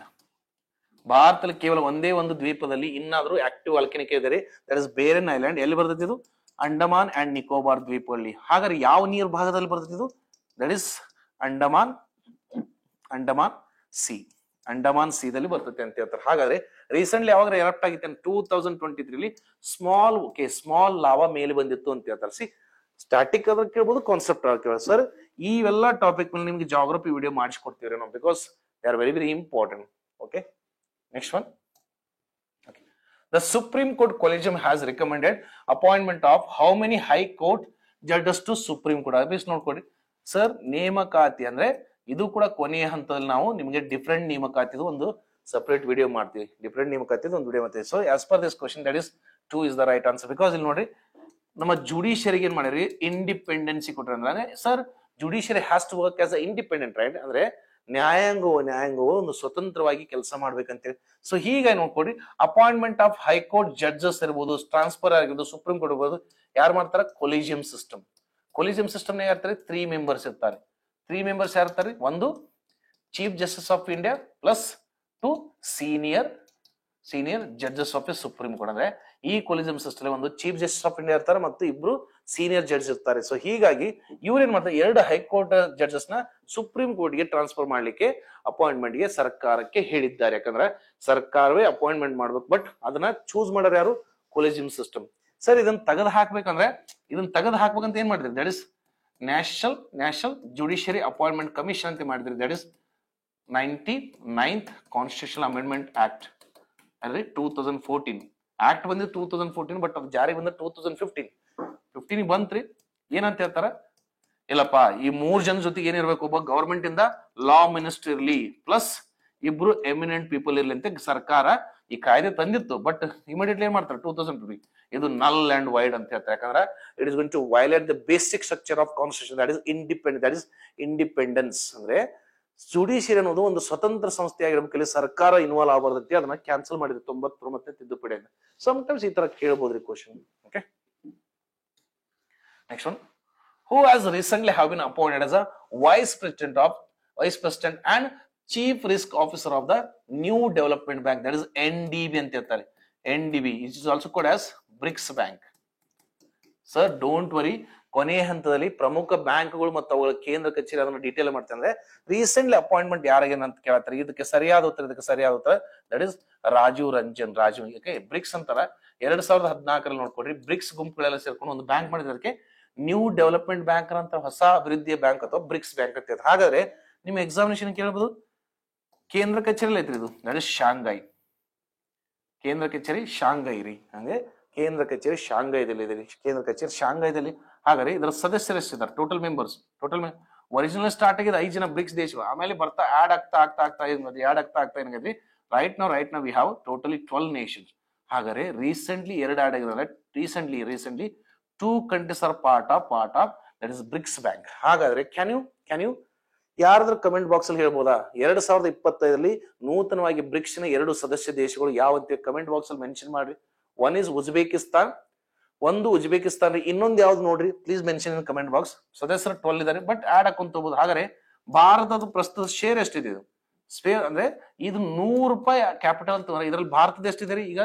Sir that is 19.45% investment Bharat. First 20% Bharat ಐತ್ರಿ, ಎಲ್ಲರದು 20 ಹಾಕಿದ್ರು, ಬಟ್ ಹೊಸ ಮೆಂಬರ್ ಆದಾಗ ಅದ್ರ ಶೇರ್ ಕಡಿಮೆ ಹಾಕೊಂತ. So please remember, sorry 19 point ಅಲ್ಲಿ 18.75 ಇಷ್ಟಿರ್ಬೋದು something. Please mention in comment box. Okay, I hope ಇಲ್ಲಿ ನೂತನವಾಗಿ ಸೇರಿದ ದೇಶಗಳನ್ನ ಆಡ್ ಮಾಡ್ತೀರಿ ಅನ್ಕೊಂತಾನೆ. ಓಕೆ ಸರ್, ಅದಕ್ಕೆ ಹೇಳ್ತಾನೆ ಯಾವಾಗ ಕಾನ್ಸೆಪ್ಟ್ ಡ್ರೈವ್ ಮಾಡ್ಕೊಂತವ್ರಿ, ಸಬ್ಜೆಕ್ಟ್ ಬಂದಾಗ ನಿಮಗೆ ಕರೆಂಟ್ ಅಫೇರ್ಸ್ ಜೊತೆಗೆ ಸಬ್ಜೆಕ್ಟ್ ರಿವಿಷನ್ ಆಗ್ತಾವ್ರಿ.